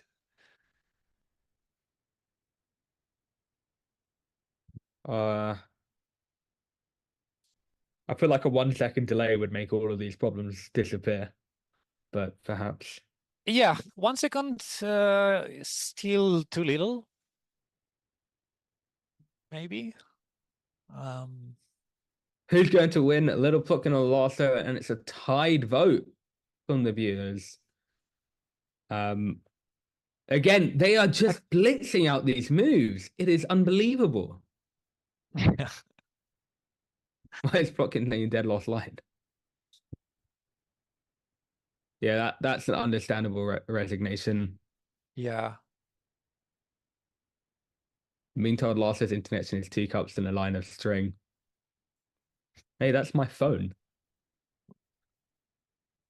Plotkin is known for playing. Okay, so they go for this line again. Rook e8. Okay, I mean, this is move for move. Bishop, pawn at f5. Pawn at f5, yeah. Rook e7. And here, yeah, instead of rook e7, so Useful suggested bishop at c8. That's an interesting line. Anyway, I think black was okay in the previous game, so he's repeating. Don't remember if bishop at b3 was played.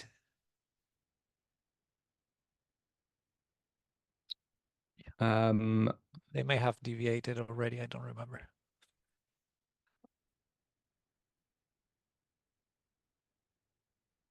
I think it's since there's no 2 Queen h5 in the whole series by Fumitalks. Funnily enough, I was at the London Chess Classic yesterday, and someone was saying about how great. I mentioned the Crazyhouse thing, talking about how great he found playing 2 Queen h5. So I was unaware as to whether that was a legitimate line, but thanks for. I guess it depends against who you play, but yeah, Queen h5 is a move. Let's put it that way. Now I've played many times two queen h5, 3 queen takes f7. And you just sack your queen for a pawn and a weak king for black. But yeah, I feel like it's wrong, of course. You just sack it with a pawn, even if they haven't castled. It's just fun. And you continue bishop c4 check, and you have some initiative.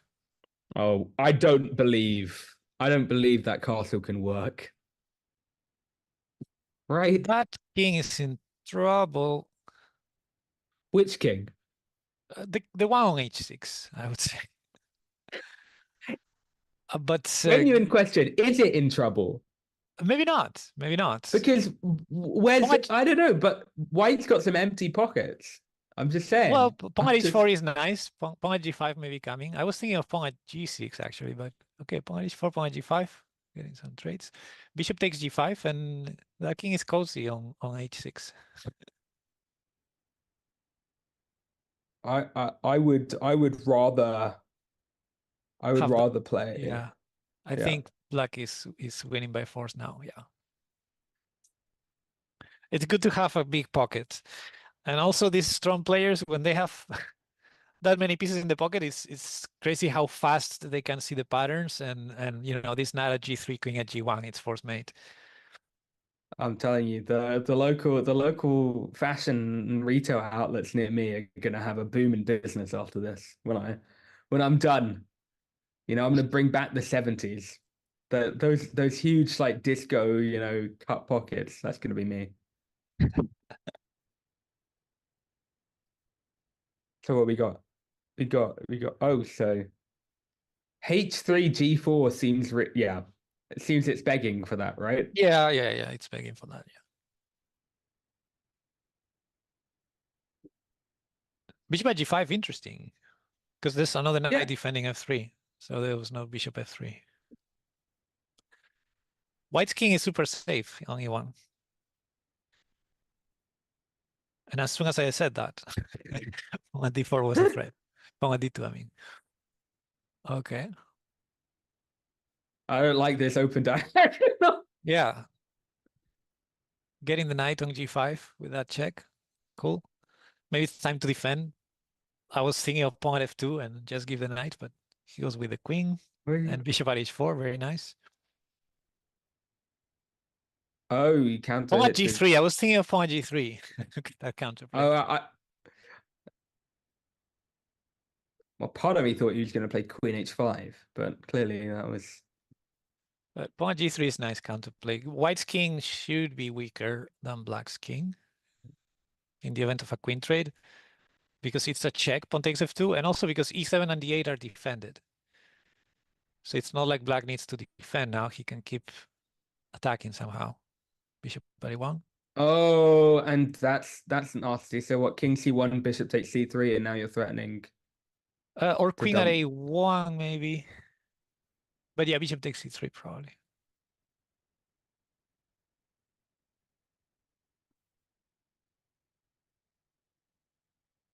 Interesting. This queen at g3 again, and to take the bishop, it's an option.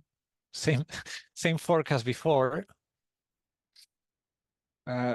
Ding versus Duquesne, it's a rest day. There've been 9 games. Yes. The score is currently tied 4.5, 4.5.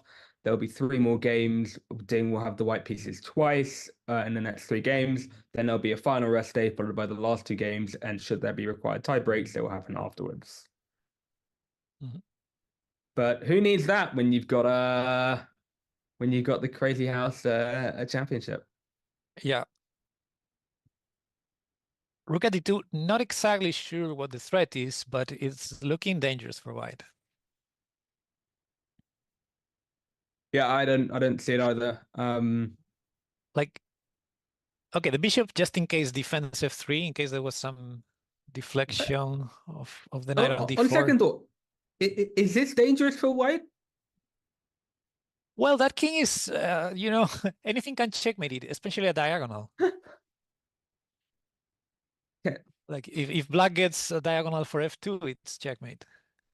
I would say, so yeah, keeps defending. Now bishop takes f6, rinse and repeat. Bishop takes f6 and bishop at h4. You need to defend f2. Yeah. Oh, queen f3. Giving the queen. Bishop f2 collects the queen. Okay, and he goes for it.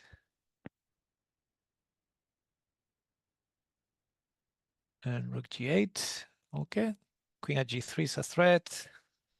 I mean, you really want. It'd be so nice to have a knight in your pocket right now. I Pawn think at that would g6 be is a good. nice interference. Well, And a knight in maybe your pocket would be winning, right? So not anymore, obviously, but for I who? say that uh, for white because you'd have knight White, f5, yeah, white is knight at getting, f5 check. yeah, true. And white is getting 94 now if you take on e5 with a pawn. So a5, good move. Yeah, this seems like black's king is getting checkmated. I don't know if there's an escape on g7, f8. He goes to g6, allowing all sorts of things. Okay, so I got rook, zero calculation. I mean, if, they just I, sacked I would it. consider rook g1 check, and if not at g4 check, just take the knight. And he's taking a lot of time here, and if white does not find a mate now, he may get flagged. Bishop at h6 maybe. Oh, he sacks the rook. What? I actually think the rook sack might be for might because if you bishop check, he just moves over and that you actually have nothing. Yeah, Given your position is losing, otherwise you have to the keep king is chasing the running. king. Oh, Oh, king that's b8. it. I would have gone. Okay, I think this is gonna be a flag or a Okay, and checkmate. there's a little Checkmate life on the to be board. breathed in. A little life to be breathed in. Mhm. If Plotkin can get another win here, within the necessary time, Mhm.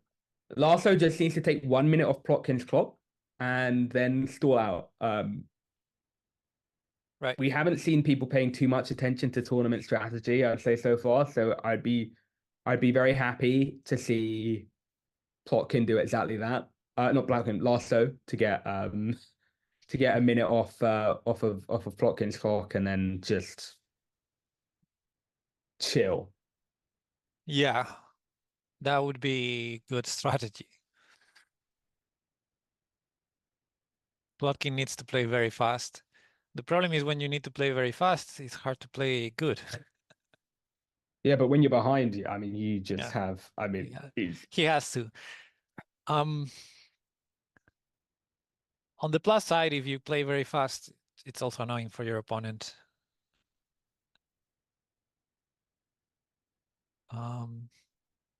he's got to go. He's got what 20. He's essentially got 27 seconds to win this game. Yeah. Larso is going to use the time to try and be precise and also to try and use the time because it works in his favor. Queen g8 maybe, yeah. Okay. Knight at f4 is an idea maybe. Knight if look at d8 is annoying. Yeah, pawn e7. Yeah. And now you drop something on e8. Rook, yeah. Okay, good for knight e8. Yeah. And next move by black is knight at f4, I think. So But yeah, he's got 8 seconds to win this. he's got some play here. Yeah, I think white is finding trouble to find a plan here. That's the problem. It doesn't matter at this point. There's no point of being planned. You just it's over. So Yeah. Lasso is won. Assuming he realizes that he just doesn't move and wins by default. Yeah, well, we'll see. We've seen all sorts of crazy things. But yeah, I would assume he's aware of the clock. And white is anyway taking a lot of time. But yeah, it's not an easy position. I don't. Lars doesn't have the expression of someone who's aware of the clock. Maybe I don't know. Knight g4 doesn't seem to do much, so I would play knight f4 if I was black. He's taking a big sip of water. Oh no, he's taking it anyway. And rook at g6 looks good. And then you can still play knight f4 because of the fork on e2. Okay, he's going for knight takes h3 now. Maybe pawn to f5. or pawn at f5. Yeah, black should be completely winning here.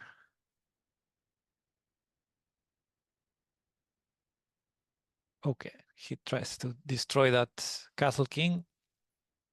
That's fair. Rook takes g4 even, yeah.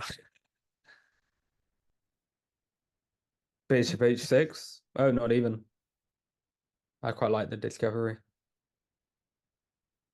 Pick up the queen. Bishop h5 now to avoid king e2. Bishop h5 looks, yeah, like the professional move. And pawn at f3 or something. Yeah. Now the king is trapped in this side of the board. Even bishop h6 was probably better than knight h4. That's also good. Yeah, black playing very, very practical moves and no danger. He sacks for the rook. Okay, cool. Pawn at g4 could be. Well, that's the clock, so there is no Yeah. way for him to mess it up anymore. And now if king takes f3, king takes f3 would have been my guess. Okay.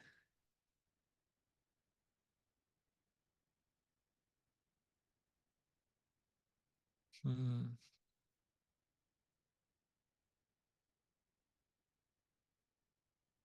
Knight takes knight, I suppose. Yeah, that white king should be dead.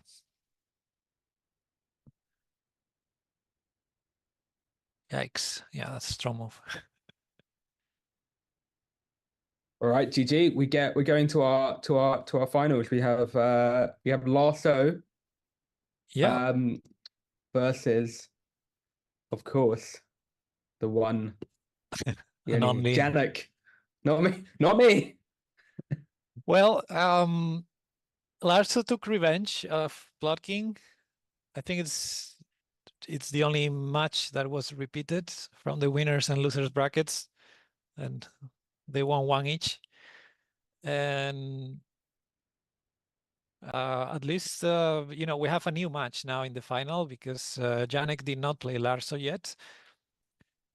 It looks like both of them did very well in the tournament, Larso and Janak, but obviously Janak is a favorite. Yeah. Yep. So I mean, I imagine the players are probably getting warmed up, or they're taking a short break before we go into the finals. I could, however, be incorrect. What's quick break actually for the players. I think like 1 or 2 minutes. If you want to have a break, also we can just be right back, or we can continue. Yeah, I think a short 1 or 2 minute break. Fill up my water bottle. Sounds excellent. Brilliant. Yep, sounds good. All right, guys. Thank you so much to everyone who stuck around so far. This is coming into the finals of the Chess Community Crazyhouse Championships, with Janak versus Lars. So stay tuned to see the finals. If Janak is the one who wins, it will end there and then. If Lars wins, we'll go to a grand final reset. Catch you shortly.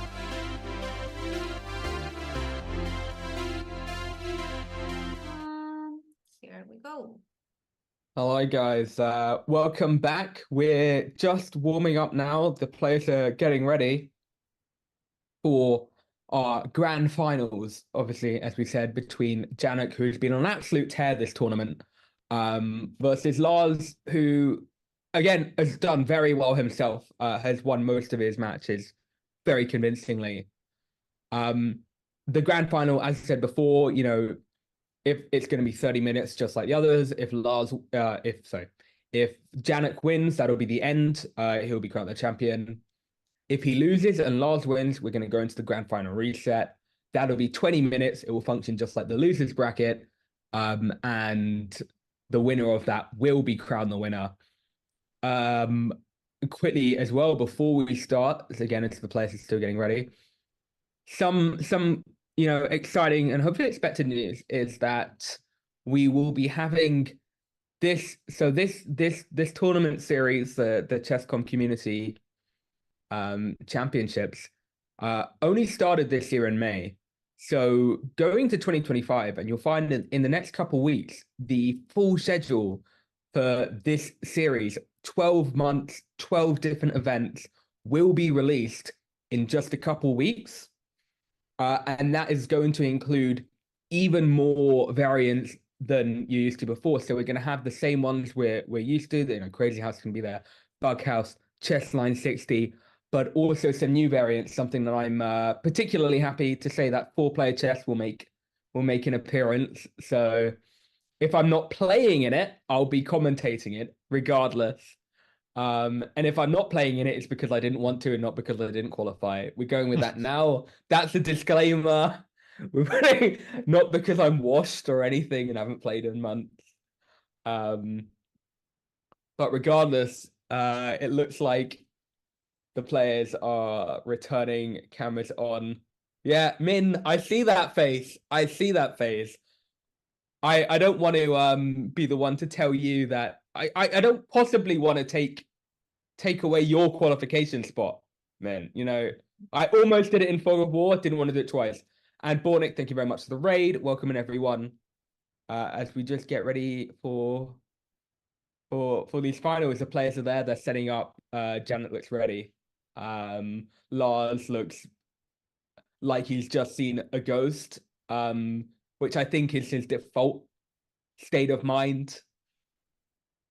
So I guess anything prediction wise, I think Janak is probably the person to be here. I don't know what you think, Pepe. I'll let you sweep in because I've just been talking a lot of non-Crazyhouse related things. Come show me what's up. No, I think he's the favorite. They started already. And yeah, someone was saying in the chat that 12 team versus Blitz Bullet, who's Wang, who's eliminated already, but that was the prediction of the community. And yeah, I think 12 team was in everybody's bets. And they aborted the game for some won the reason. first game. I don't think 1d4 is a reason to resign, so something happened there.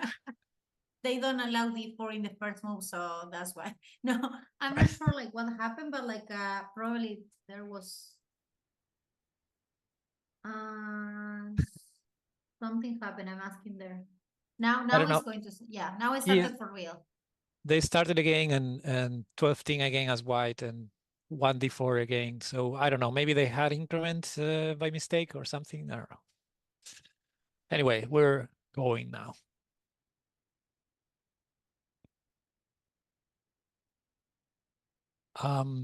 So we have, I think we can call it a Trompowski. Yeah, I was thinking that. I was like, it was some sort of Trompowski-esque structure. Bishop g5, bishop takes f6. I don't know. I feel like in this e4, knight f6 lines where you sacrifice the knight on f6 for a pawn, at least white takes a knight for a pawn. But here you just give a bishop for a knight like that.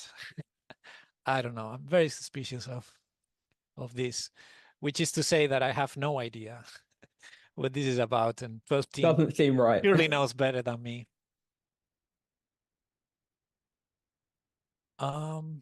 Yeah, if anything blocks on d6, maybe not at b5 is a problem. So black goes bishop at e3. This reminds me of what Andrew Tang did to me yesterday. Jesus, like this sacrifice out of that's the blue, and if you well, take it, not h3. yeah, that's disgusting. You can't even if bishop take, as you said, queen h7, but not h3, and rook h1 mate if you accept the knight. Knight h3 is not mate because the knight defends g1. So white went ahead and took the queen Oh, because knight h3, king h1, and if rook at g1, this knight takes g1. At least black can get the queen back, but he instead goes for bishop takes g2, which makes sense. Keep that king weak. You kind of have to take on f3 unless it's mate, because you don't want to go king h1 and be checkmate at any moment. But this is looking looks spicy. defensible, right? Spicy, yeah, but is knight f4 the move, or is that your king is trapped, so I don't know. Maybe king g2 is the move. I have no idea. King g2 and be able to play f3 next. Like somehow you need to find safety for this king on f3.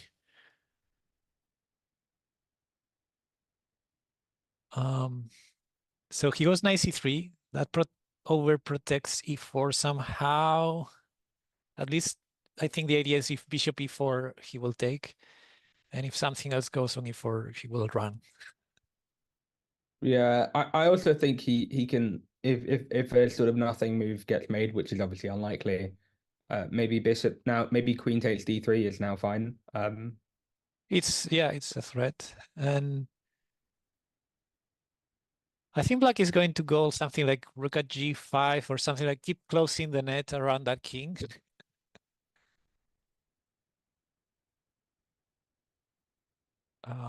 I mean, rook g5, can you not just am I missing? Can you not play pawn at g3 or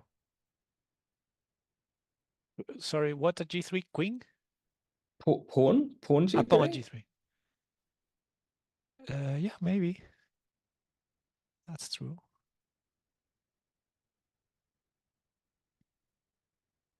Yeah. I wouldn't like being either color here because it feels like both need to be accurate here. White is the one with Yeah, the pockets, but he needs to be very mindful of the checkmates. And black is the one who needs to find the checkmate. So he goes for knight g5, I suppose. that can't be it. Well, it was one of the moves, definitely. If king g2, you can keep with pawn at h3 or pawn at f3. Yeah, but Okay, he takes the rook now, which is strange because you need a diagonal for g2. He goes with the rook on g2. The idea maybe I just mean, rook at g1 is a threat, is a checkmate threat right now.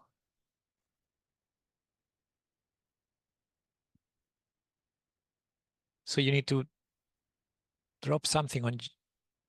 It's tricky. How do you? Not. Yeah, this was very strong from black. He's trying to distract the knight from h3 so he can play like knight at h3, I think, to defend.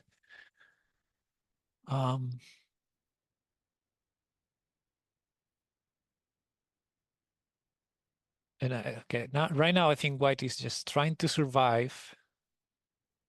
That defends g2, so now there's no checkmate.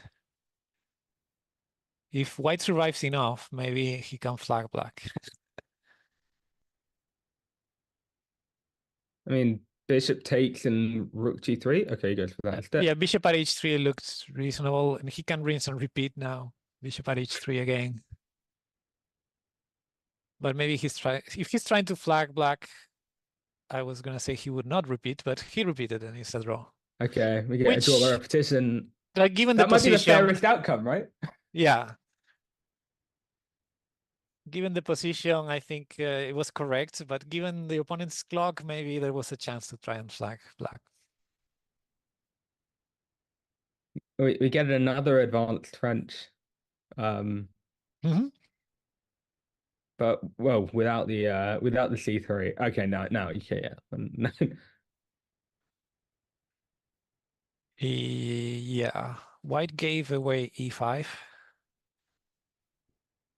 And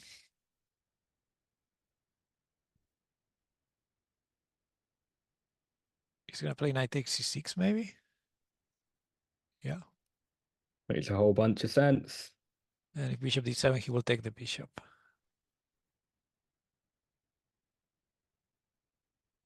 And there's also other ideas like bishop takes d5. Oh, bishop at d7 instead, giving the rook for nothing seemingly for nothing, but now black is playing for safety here.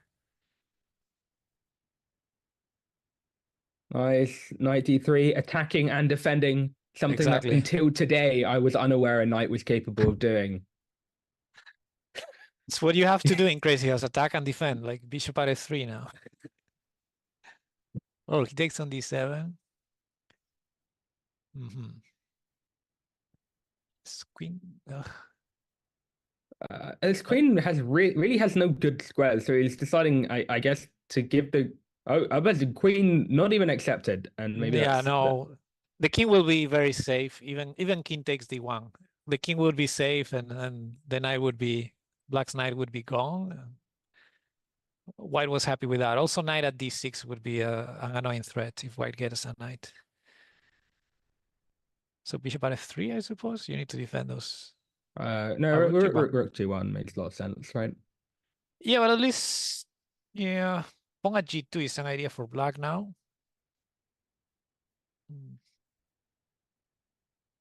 But would we accept that trade? Just take, and then king tucks away on h1 because there's no bishops in the pocket of black at the moment. But I don't know. Yeah, but then then king takes knight would take a tempo, and I don't know, maybe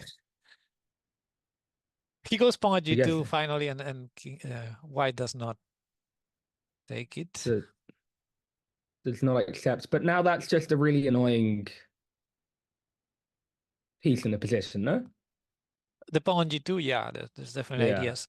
But black's pocket is very small, very limited. So for now, white seems reasonably safe.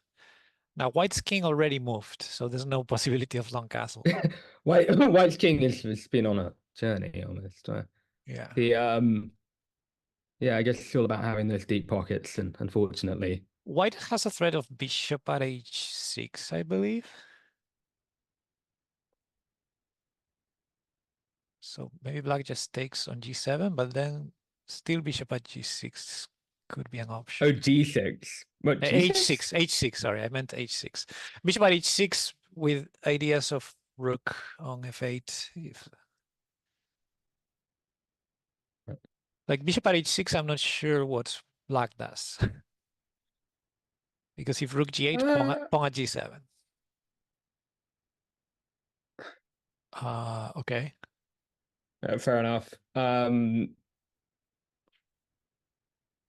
Ooh, that's annoying. Rook takes g2. I think he missed rook takes g2. I think both. Either both missed it or they're both calculating more than me.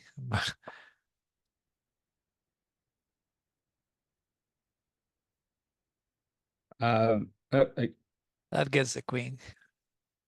But okay, you take with the rook on f1. Oh no, he takes with the king.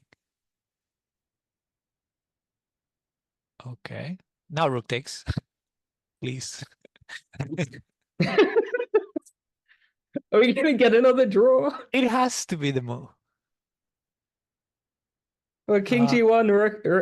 King g1 maybe safe. But it feels like you're gonna get in trouble as soon as you lose something. Oh, he went for that. I for some reason, I guess he wanted to protect the pawn. I really thought he was just gonna go knight g6 back. Oh wow. Oof. It just resigns on the spot. Yeah. And 12-team for the very first time is down in any of the matches. He has not once been down at any point during any of his games until now. True. Larso, a very resilient player. He's one of these slow players who play with Fianchetto and slowly builds up.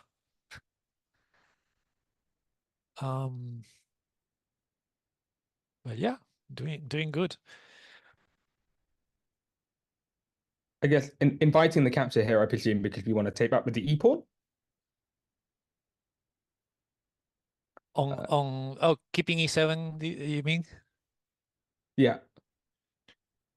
Do we take Yep. with the e-pawn and open up and just open up the file, or Maybe or with a piece. I'm not sure.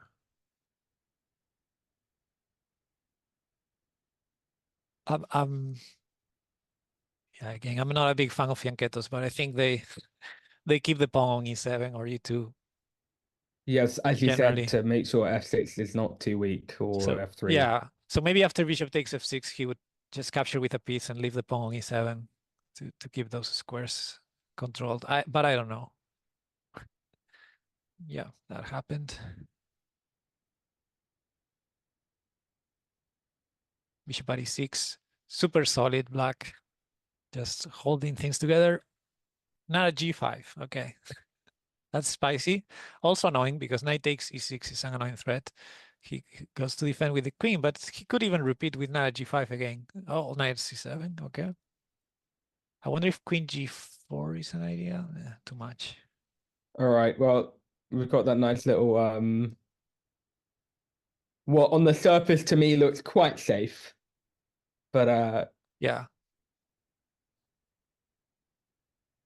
Putting maybe everything on f6. Both sides are dropping all the pieces. So bishop at h4 would be normal now. Okay, it's e5. I mean, black's position is just getting squeezed slowly but surely. Yeah. Oh, look, it's It's Chewy the Chewer. It's a bit uncomfortable for black. Bishop at d8, no, or not. No. Giving the queen to get some safety, but this is not safety. Yeah, but material-wise as well, Yeah. I mean, If rook e8, I think queen at d8 may be an option. So what do you do? Pawn takes e5, a bishop at c6, okay. Now knight takes f6, yeah, that looks strong. You have to take it. He takes with the rook, keeping the knight to defend. very principled. And doesn't even take. That Wow. rook on f6 is doomed. He first stops the counterplay. There were some ideas of knight h3 with the open diagonal, but I don't think there was any mate or anything. He was just, I don't know, knight. The knight on f6 is pinned now to checkmating ideas. So the problem is white has heavy pieces in hand, so white doesn't need to do anything particularly Outrageous, special. right? Yeah, like black is just suffering. So if you Yeah, and take that, black's pocket has all been deployed in the name of defense. yeah. So Bishop will drop on e7 or the knight, yeah, and the pawn will retake. Ugh. Well, you may as well take the rook and pray, yeah. Something will drop on e7. And there's no counterplay at all. bishop nab the knight, yeah. There's a knight at e7, yeah. That looks Looks pretty over, but he's trying. pretty. Okay, queen at g8 is, and queen at g7 are both. So yeah, Oh, that was a mouse leap for sure. M1, yeah, that must. I mean, I yeah, suppose it was knight at h3, but it didn't matter much. Good recovery there by 12-team, who played very it was very just safely. competitive. Yeah, he was, he's doing well, but he didn't rush any attack or any sacrifice. He just kept bothering black. Oh yeah, it was a try to get rook at h1 mate in case of a mouse slip from white. Fair enough. Fair enough. Gotta try. Yeah, could be. Yeah, if that would be funny.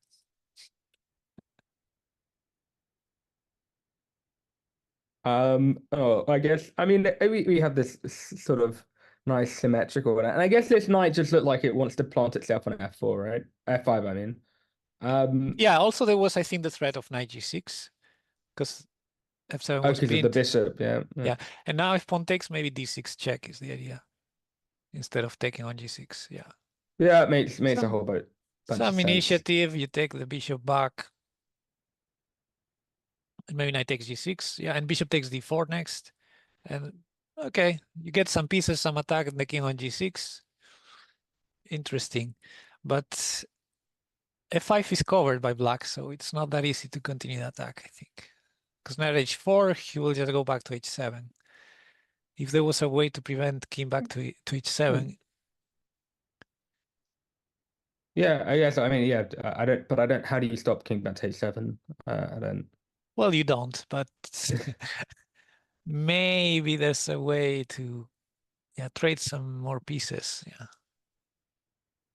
Now with the knight on f6 gone, you have bishop at e4 check, which is kind of the idea to stop king h7. But something will block on f5 like the Yeah, so. I guess queen g5. But still you have to do it because you have to defend g2. Yeah, so he still throws that, so at least defend g2. And now maybe knight at e7 check, or what? Or pawn at h5. It's easy to suggest moves when you're not the one playing. Yeah. I should vote in this poll, actually. Bishop takes e5 maybe. Okay, yeah, and now bishop takes e5 to grab another pawn for g6. Oh, knight g6. That's good. It threatens mate in 2. When knight takes rook and rook at h7. And if you take knight takes knight, then you keep the initiative with pawn takes back. So very nice move, knight g6.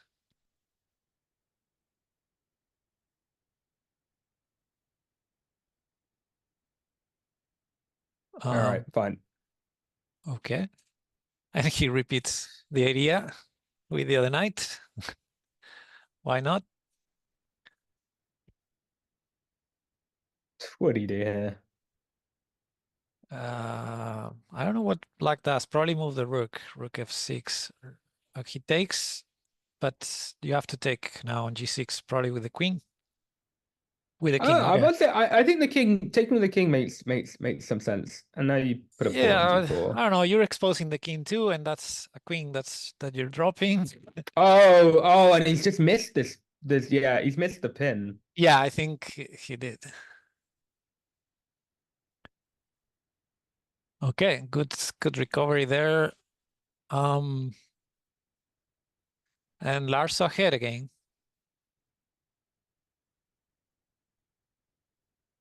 He's going for the exact same setup he did last time, which ended really badly for black. So I'm surprised he's gone for the same opening.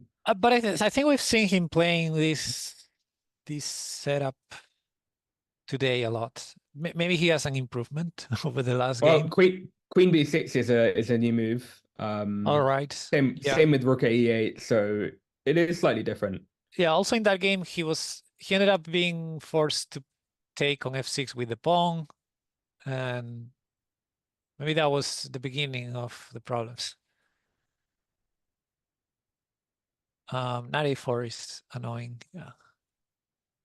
This is indeed the grand final. We play Maybe 1-2-4.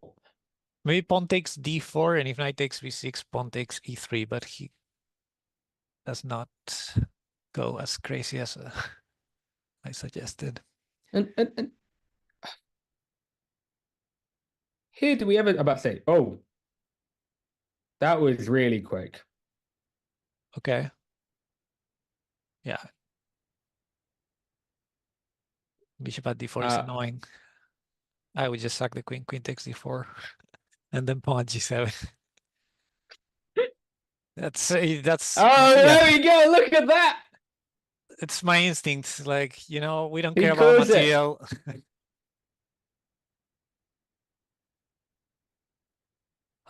No. Okay, he's again trying to defend with lots of pawns around the king. That's perfect. That right there. That's my dream position.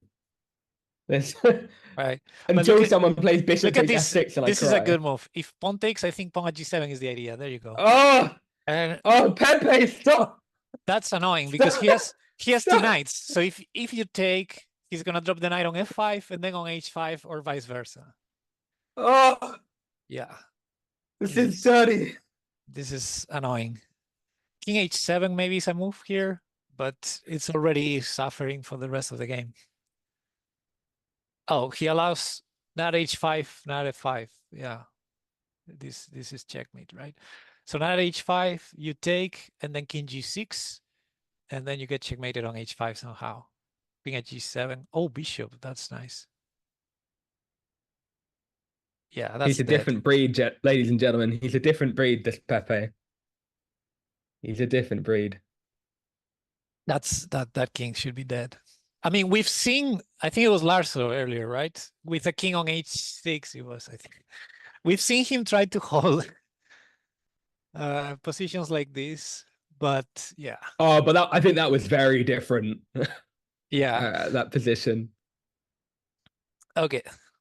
Match Yeah, is back to Pepe, tie. how did you not qualify? That's what we all want to know. I did the same as you were doing for players' chess. I don't want to steal a spot from these players. Exactly. See, that's it. That's it. Yeah. That's it. Understandably. Exactly. Did they change opening or? Yeah. No, we got this same D5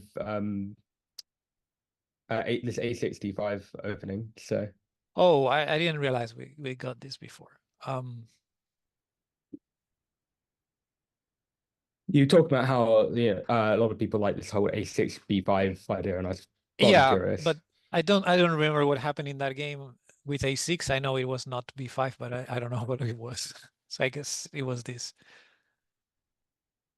Yeah, it's a very open position. It's somehow like a Scandi with A6 included, but E4 and D5 and he takes D5 ended up happening. Just And that's sack him. that white king looks suspicious. So I mean, after knight takes, I presume you get bishop C5. I'm gonna try and do a. Oh, I was Pepe thinking here, rook but- takes. If knight takes D4, rook takes D4. I was thinking. Just keep the king coming to the slaughterhouse. the slaughterhouse. There Knight you go. f4. Black has a knight in hand, so queen takes f4 runs into knight at d5. Bishop at e3 wouldn't surprise me at all. Yeah, the king is No, getting. that makes sense. That king being chased, but I mean, There are 2 pawns, so you can drop on. Nah, I was thinking f2 and d2, but there's 1 knight for each. I wonder if rook takes d3 is an idea. Rook takes. Knight at e5 looks strong too. But rook takes d3 to open the c2 square for the knight was also interesting. oof. Okay, 95 is too much. Wait. The knight, if knight back to e4, maybe defending and opening the f6 square. Oh, queen e4. He's decided he's had enough. He said, "Bring on the F2 check. I'm ready." Wow. Okay, rook takes. Sorry, knight takes d3. So now c2 is also open. Bishop at h4, nice move to take on f6.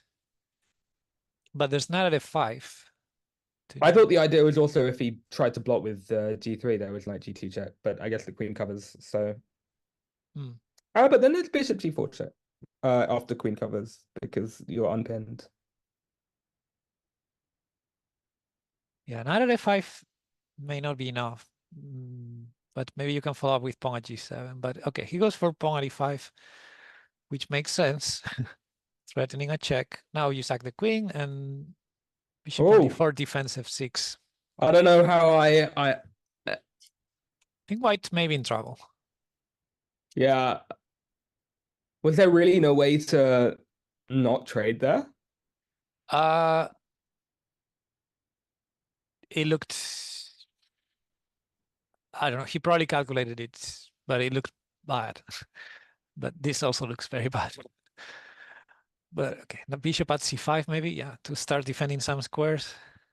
But Black's king seems There's- fairly Yeah, there's, you know, fun. you have these ideas like knight at f5, knight at d5. The problem is e7 is completely defended. So you need to combine it with something else. And I don't know what that else is.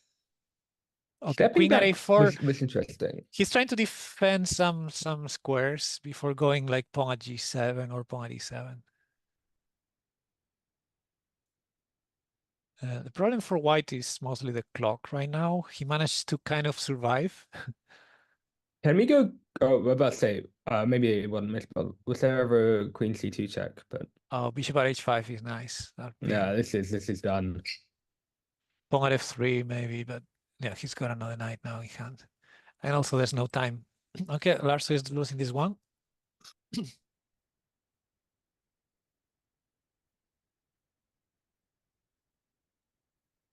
Last 3 minutes of the match, in the Last top. 3 All right, minutes. so this is it. This is a must win for Lasso. Otherwise, 12-10 will be Mhm. crown the champion, the Crazyhouse champion. El Yep. campeón.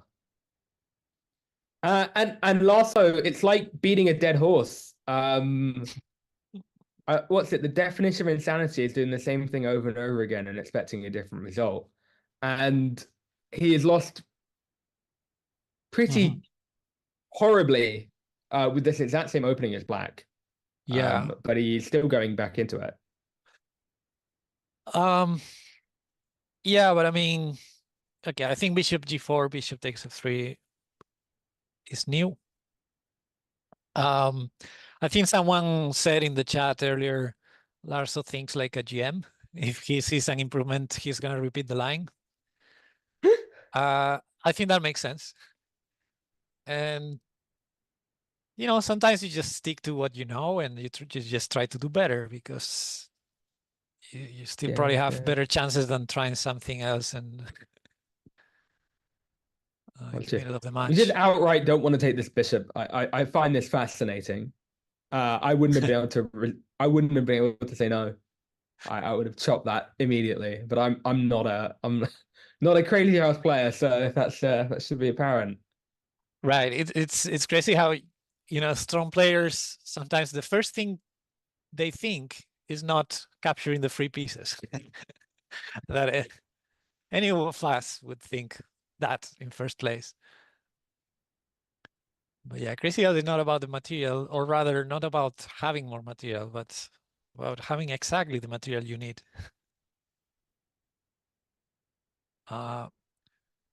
Yeah, white needed to defend a little bit, but pawn at g6 was kind of something white may want to do one Castling day. felt extremely ambitious. Wow, look at that, knight g4. If you take on d8, queen takes h2. Larso is going for it. He needs to win, and he's going for it. Knight g4. Okay. But all he has to do is wait. Scotty doesn't. No, he doesn't have to do it. Sorry, he can't wait this one out. My bad. He's not 2 points up. He's 1 point up.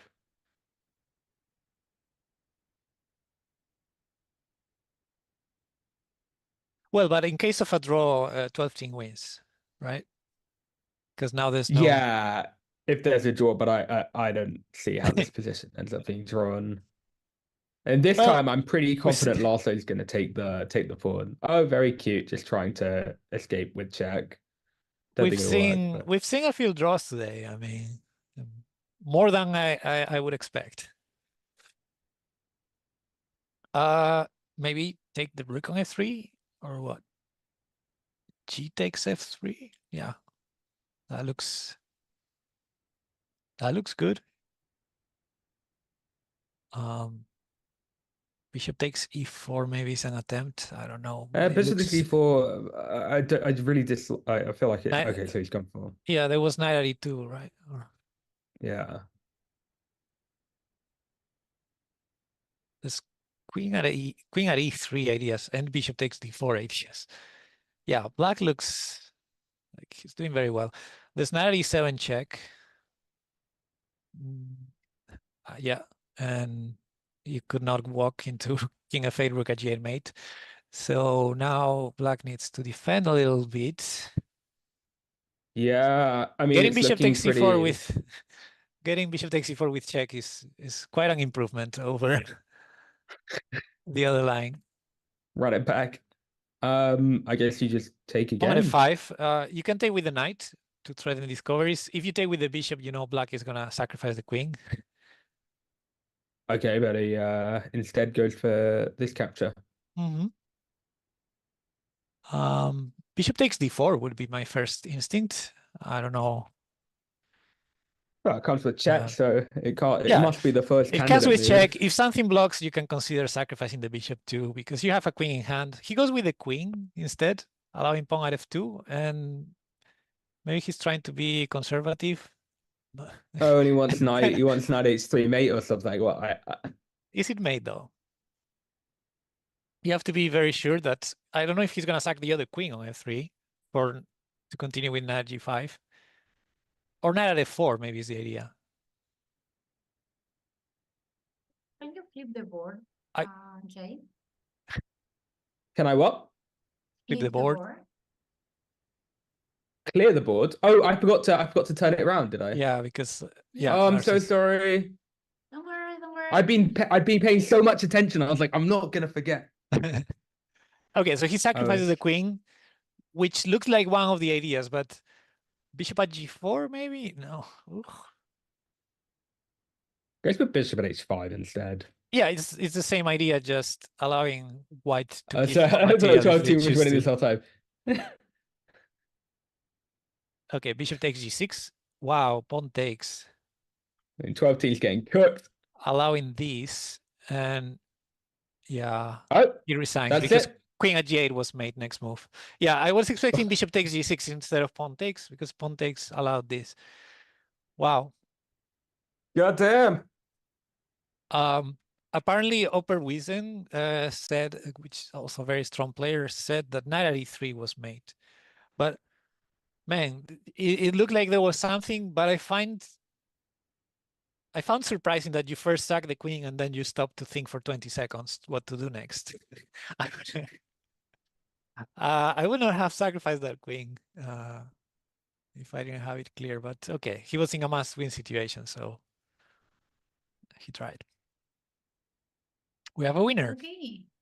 Yay. 12 team And, is the victor. and we will have the winner here with us very soon. I think he's coming in a second. It's coming home. Except for it's not England football, and that's never coming home.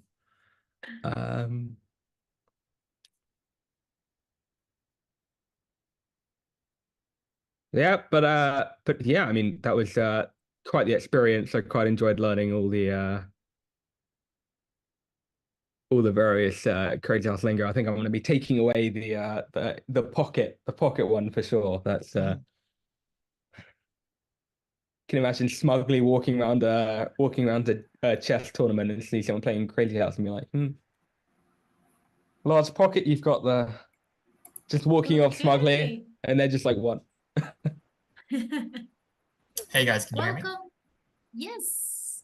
Awesome. Welcome and congrats. I think Thank you. you are live there. Yeah, it was a close match. I think I got lucky in a couple of those games. So yeah. Well, I mean, first of all, say a big congratulations, and I had you down as the person to win from the beginning. So that's my victory.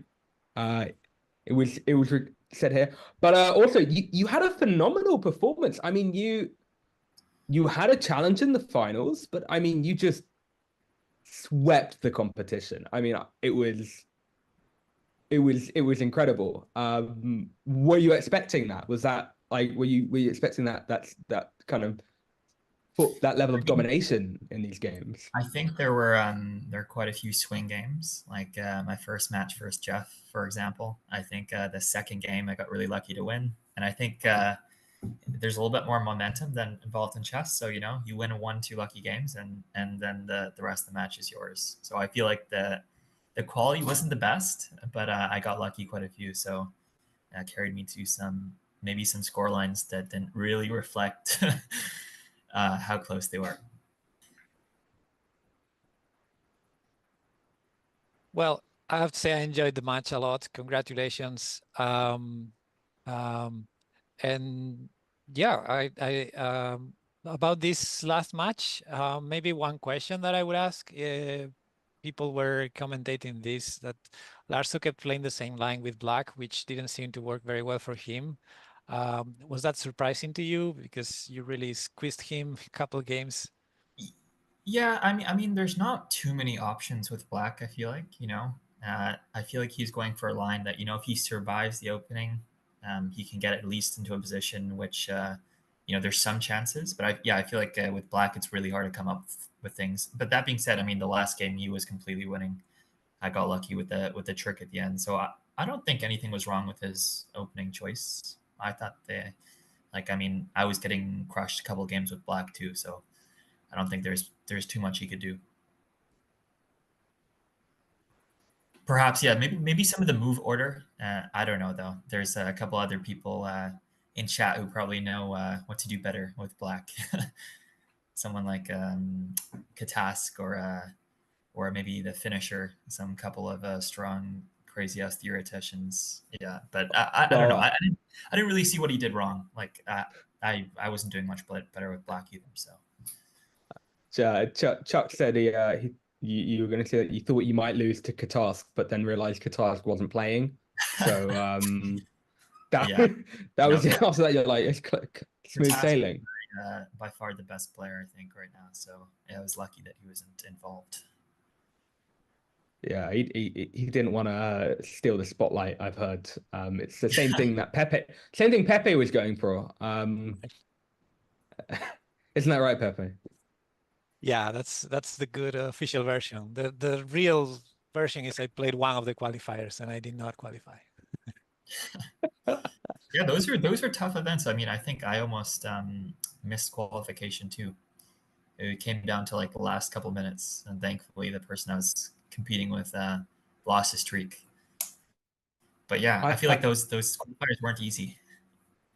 I had a quick look through the sort of qualifier results, and a lot of them were like separated by just a point at the top. It looked very close. Yeah, I feel like the arena format maybe leaves it a little bit random because you don't really play all the strong players. It's a lot of easier games, so it's about the speed you can win too.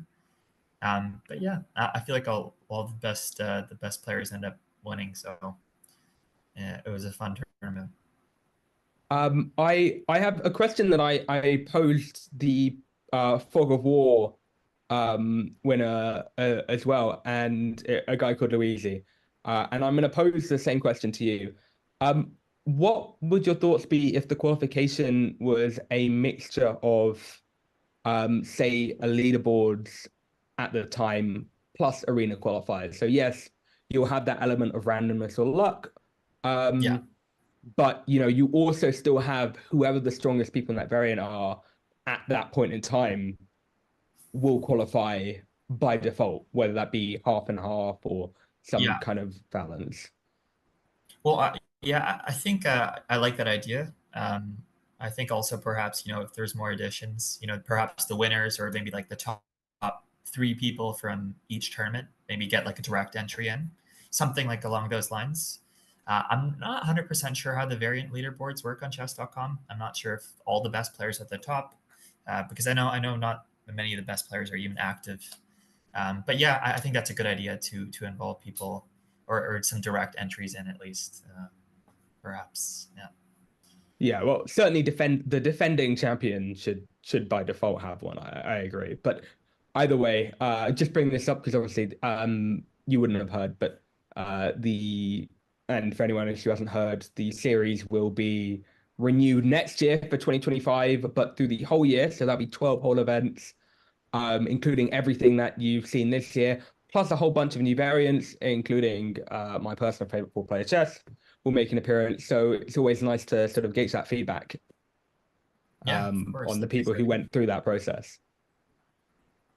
Excellent. Yeah, I'm looking forward. Is it going to be the same like timeline as last year?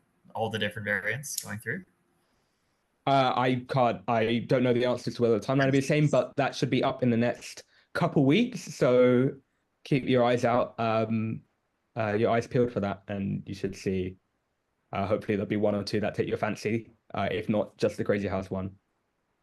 Yeah, of course. I'll try to play some other events too. Perhaps, you know, wonderful. maybe one not suggestion, but like recommend it. Would it ever be possible to have it like on a weekend as well? Because I know, you know, a lot of people are busy with work during the week. So perhaps like the final on the weekend. Is that a possibility or? Well, definitely, it's always something to communicate with the team, and we'll see what we'll see what kind of works the best. Sure. But yeah, I guess the same thing comes back for us. Is obviously the people who are working are also going to definitely be working on the weekend, so it's kind of a hard thing to Yeah. balance, right? No, definitely. But yeah, I'll definitely take it on board. We also asked if there are any questions from the community to you. Chuck says he's heard that you played Bughouse. You have anything to comment on that? Yeah, no, I have been actually played Bughouse a lot before Crazyhouse. There's a large community on Fix. Not sure if you guys have heard of that. It's kind of an older chess platform. And yeah, we kind of migrated towards chess.com. And yeah, so there's the Bughouse and Crazyhouse community are pretty intertwined, I'd say. So yeah, definitely enjoy Bughouse as well. I'll try to play that event too. All right. I have a question. What do you think about the 3+0 time control? Because I know many strong players are saying that no increment gets very tricky. We've seen a bunch of time scrambles today. Yeah. What do you think? I don't know. I'm personally, I never, you know, grew up playing with increment, so I honestly find increment quite difficult because, you know, you have to play accurate throughout the entire game. You can't just, you know, blitz it out at the end. I thought 3.0, 3+0 is a good kind of compromise between the two because it feels definitely a lot slower than 1.0, which a lot of us play. And also, I think it makes it a bit more. It makes the tournament quicker because I think with 3+2 plus a difference of 2, some of the matches could go on quite long. So I think I like the 3.0 plus 0 format. We have a community question from our well-known Crazyhouse streamer Joanna Tries, who's asking whether, in your opinion, bishops or knights are better. I think bishops are better in Crazyhouse. I don't know. I think it just they're more how do I say? You can more multi-purpose. You can defend and attack with them. I think knights are not the best defenders. We can't. We've learned that you can't defend and attack with a knight. So thanks for reminding everyone, because Pepe was spreading conspiracy theories for the last that definitely is hour and a half. It is. A knight is incapable of doing both jobs. So I agree. There's actually I couldn't have asked for a better answer. Awesome. True. I'm humbled.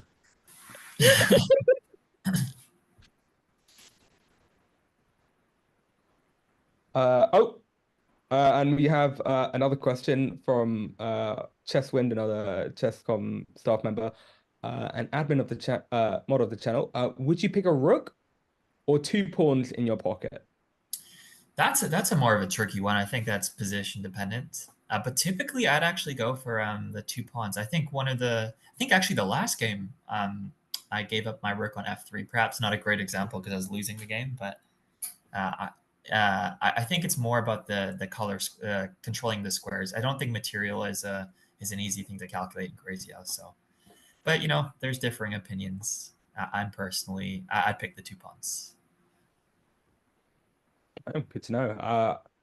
See if there are anyone else has any other questions, but if not, we don't want to keep you too long. And again, congratulations! Like really well played. It was an absolute masterclass, and it was a pleasure to watch it.